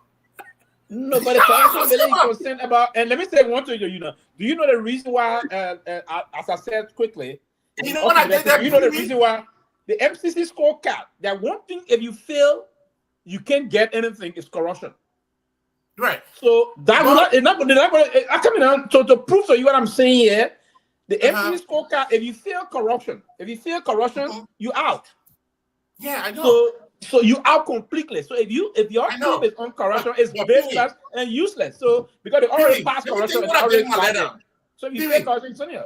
Pewee, let me tell you what. I was just trying to say that to you. Yeah, so the government didn't fail corruption this time around. Let me tell you what I did in my life. I connected. No, I want to see it. I want to see what you wrote. But me, listen, man. I connected the speaker. I connected the speaker remover. This illegal removal. That's the rule of law. That's the rule of law. They failed that. Government failed that. And they failed the pass. And they failed. Yeah, you can fail the rule of law and stay management, but you fail corruption, you out. Yeah. So that's the rule of law. Listen now, Pewee. That's the rule of law. This thing is not money. I'm going to throw it to you. Boop. these things come in segment. I want that money to come to Liberia, but I want Liberia to benefit. I don't want that money to fall in the hands of corrupt people. And let me educate you again. You see, you write to the MCC, you don't even understand what the MCC can do. Oh my God! I'm coming. And see, that's one of the reasons, man. I'm coming. And I want to say this quickly. The MCC does not give money to the government. Yeah, man. The MCC does not. Come in 1 minute. Let me say this so you can understand this. The fact will not give the 200. No, you don't understand that. I always say you don't want to get money to the government. I swear to God, I know. No, you don't know that. I know, Pewee. But then why you say you don't want to get the money? They don't give money to the Liberia government. No, Pewee, let me tell you something. So they outline projects that are in line with what the government wants.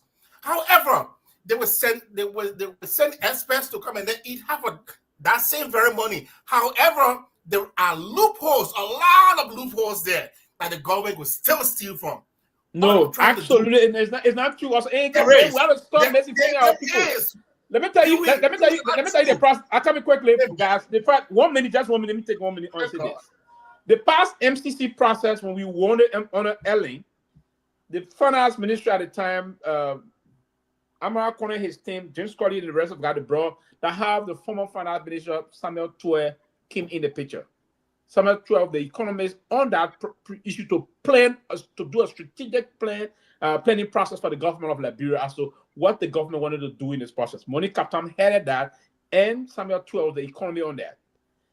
The product from their studies and other things they put together, that's why they emphasize what is it that the government of Liberia needed most. That's how the team went through the work on the workable mechanism and put into place the hydro. And then the MCC brought an office into Monrovia to manage this process. And most of the money went through to build the hydro. And then there were other things that mattered. They said, okay, since you have another thing important is role, we will do 1-for-1 marching fund.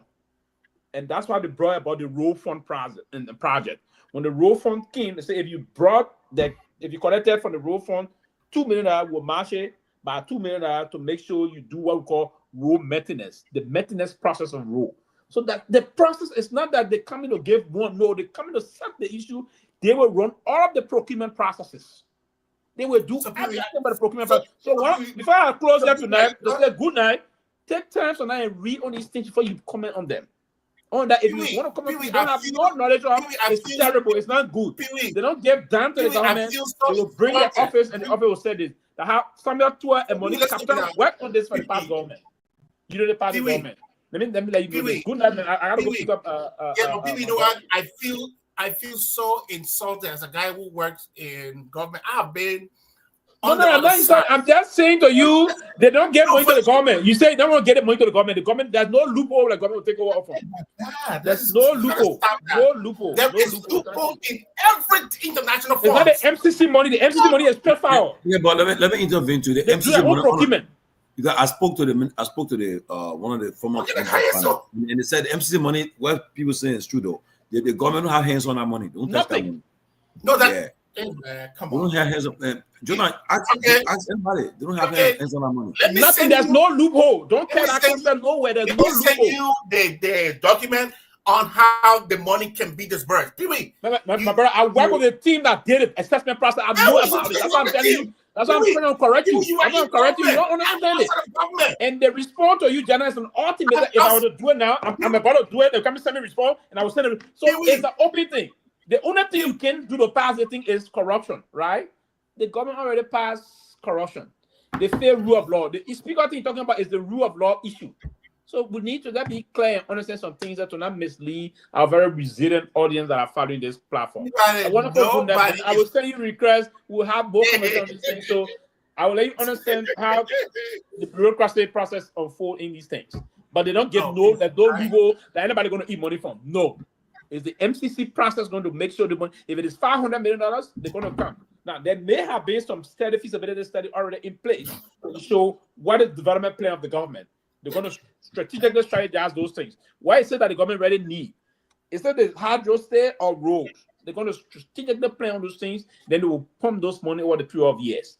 And that the past time, the government of Liberia, through the MCC money, hire a consultant to manage the LDC program, the Ghanaian consultant firm. Those firms came in the country. They were paid by the same money. Money Captain headed it. Samuel Tuet Jr. was the economist to the process, hired by at the time Amara Connor was Minister of Finance and Development Planning. Listen, so there's a process in this thing. There's no loophole. All of the procurement process is being done by them. They only collaborate with the government strategic office that is planning the development needs for the country so that we execute it jointly with but the procurement methodology and everything whatsoever goes through the very procurement process of the MCC exclusively, not in the partnership issue of government to say government person going to say no, too many will get this contract or some other people will get the contract. No, it is in conformity with their guidelines and policy. Holistically, the American people will protect and guard this issue. It happened. The people of Liberia or any other country that will benefit from the MCC issue. So let me say a wonderful good night, guys. I hope to be on the show tomorrow again. Thank you. No, thank you for your contribution, man. Thank you. Okay. Okay, so since I'm at Guar, in the first place, my letter went to 7 different organizations. 7. If you saw, I don't know, oh, I didn't forward my email to you. If I have forwarded the email to you, you have seen how many persons it went to. 7 organizations. There are a lot of things that people didn't be in government, so they always see things from one side. I've been writing big organizations before with good results. Good results. The whole thing you talk about, that whole war crime code thing you talk about. We were in Ghana when we started fighting for the war crime code. I came in Minnesota. I didn't stop. That guy, when I see people calling up that man, why didn't you call that one man, white man, needed to be calling all over the place? When people call your name, I'd be like, look at that man. But look, we are in the interest of Liberia. I didn't want that scammer, man. You know that one, that scammer. I said the man that scammer, couldn't believe me. Until I showed some of them letters, I said that man a scam. You know, yeah, man. Until some saw some letters that I shared with them, they said, begin. How you got these people? That lady who on the head of the ICC, I small more who I brought out over on my program, like just small, tiny, the head of that court. But you know what? We will do the best for Liberia. We will fight for Liberia. Where we see corruption, we will speak. Where we see bad leadership, we will speak. And whoever it hurt, in as much as I fought the Guar government and they are out, I'm not going to sit here to say I will not fight the Guar government. I'll do the same to them. If comments can put together corruption, I will fight them. But guys, thank you very much. I look forward to see. Tomorrow is what day tomorrow? Wait, traveling tomorrow, Jallah? No, I just started a new job, so well, I didn't know you used to be on Buddha though. I used to be there. Man, I had a photo studio, and I had I don't want to used to take the picture of the people who used to come to America on resettlement. What year you were in Ghana then? Man, I was there from '94. I really used to be a rich guy. Yeah, I used to be one time rich man. I used to be rich, very rich man. I was in Ghana in 1990. Oh, 1990. Yeah. Did you sing? Yes, I used to sing. Yeah. With a group, which William Swallow. Yeah, we had a group called Touch. You said okay. So Max Suarez was my director. He had a group with us called Reunion Liberia. We used to be our group. So I used to play the guitar, and we had people playing the bass. Benjamin Toll and Russ Mason, all the guys. Yeah, it was true music that I got his niece pregnant. I mean, my first son is by Max Suarez.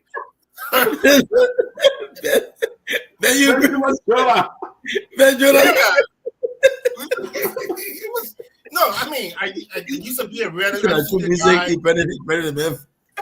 Yeah, the man needs, man. I mean, my side now is that's Max Ferry. Eugene, where you get a guy from? Eugene, I did remember. Man, I enjoy that camp. That camp. That camp was something else. That camp was. It was all over the place. Yo, Eugene, A-Law. Well, guys, it's been a great show tonight. We got to go now. Come back tomorrow when you hear more. Yeah, guys, it's been a great show. We got to go. Again, thank you, guys. If you have not donated, you want to donate tonight, please do it. The Cash App, $, please donate. $, TCA. Yeah, and then after everything. That you miss it, you got it miss pregnant. It's your music, man. It's quiet. And that's you can do it my Friday. I directed the. Yes. And I directed the. I mean. Wait a minute, how they say how we got to go? Wait, he said Pastor. Where got Pastor Bar on your account? Where is Pastor Bar? Oh my God, that man. The man died, and the man said I was gonna die. The man said I was gonna die. I used to be really bad. Molu a pastor on the camp? Molu? Yeah. I mean, Pastor Reverend John Molu. Yeah, the first time I saw the man, say, man, at CDC, I said that party, God swear that party. The man collected money from refugees. They put people in the church. They said, bring your suitcase. You believe to that, you go to America. People packed the suitcases, went to the church and prayed. He said, come, you get your visa. Like, oh God. These people, man, people came with their suitcases. They said, believe in God. Wow. So when the World Trade Center, happened, Molu got something like Jew from America. Molu got this Jew. They call her Queen Sheba. Oh, the guy, the man that died, eh? Yeah, he died. The man died. I said the man used to pass. Wow. The man used to pass right in front of Malaysia to go to his church called. That's not funny church. Is that Krita? You ain't Krita? No, you ain't Krita. The man their own church called. What they got church name? Molu. My man Molu used to be shined. Molu brought his own woman from Liberia. The man close his own woman just for that American girl, Queen Sheba. The men were collecting, I think, $250 US people lining up, registering people to come to America. The men wet all the poor money. That's one thing. God got patient. God got patient. Wow. To them, wow. By the way, brother man. Look, when you want to hear more about Buddha Brown, come here tomorrow, okay? My man, I'm telling you, I used to be on that camp too. We left that. We just sing. We're gonna put y'all Sunday. Let me tell you what happened now. We went somewhere one time, right? We don't go to that place in Ghana. We'll get to pay our way. Every Sunday we'll go there. So one Sunday we went there. We went to one after the church that Sunday. We went to one place there. We started eating the donut, drinking beer. One of the pastor walked in and saw us sitting down there drinking the beer. we ran. The way I ran outside, the guy got the money. He said, we are paying your way, and you are just drinking the money on beer. Beer. I mean, every Sunday, man, we used to call it Chabu. Yeah. They call Chabu. You go to Ghana. Sometimes we go to like 6-7 churches. They just sing. Liberians can sing, man. But you know Sister Ruth? You know Sister Ruth? She used to be living in what do you call? Yeah, she used to be Reverend Ruth. She I think she came for the state, but I don't know how she ended up bro. She used to be Reverend Ruth, Evangelist Ruth. Sister Ruth to be walking all around the camp dressed in long gown. And I tell you, said we will go to all the Ghanaian churches and be speaking series. All day. We'll go see her so old. She's from America. I know. Man, we go that camp. I want my left back on the camp. I will take our left anytime. With the world finish, man. I was there last year. No, but I went for a conference at Legon, and then I visited the camp. What they call it, West African Leadership Development Seminar. One day I visited the camp that time. Our delegation visited the camp for a few hours. Yeah, but I couldn't. That place, yeah, you did well. That place, I saw that. Everything on that camp, bro. Everything was there. Everything was there. Anything you want, you get it there. Anything. Everything you want. Any document you want, you can get it. Any document. So, Jonah, how many children you got from the camp? Man, I get kind of I get kind of. Let's gentlemen. Good night. Come tomorrow, I will tell you. I see. I put a bro. I swap it. Why not play? Take care, bro. I see you. America is hot. America hot. Not kidding. Ria TV, True FM. See Ria TV, True FM. On Ria TV, into True FM 96.1.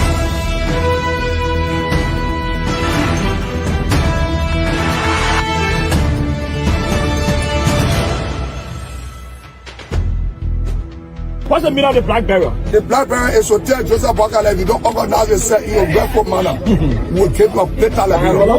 You might say what you want to say, but for us, we are here to make sure we build our country, that we are respected. We have donors that are coming because of the confidence.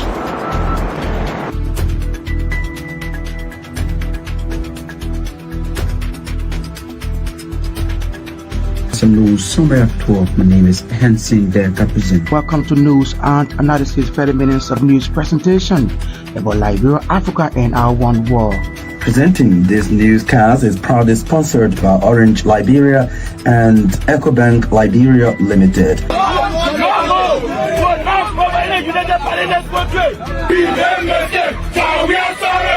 How is life after the presidency? But before the presidency, the same life, that's what you see. I live a different life. You know, when I was not president, this life, that's what I live, you know, with my family and I have a lot of interest in the health sector, the educational sector, and the agriculture sector. Both connecting those systems. Yeah, we are calling international community to come to intervene for us because, like I just stated previously, we don't know who to trust.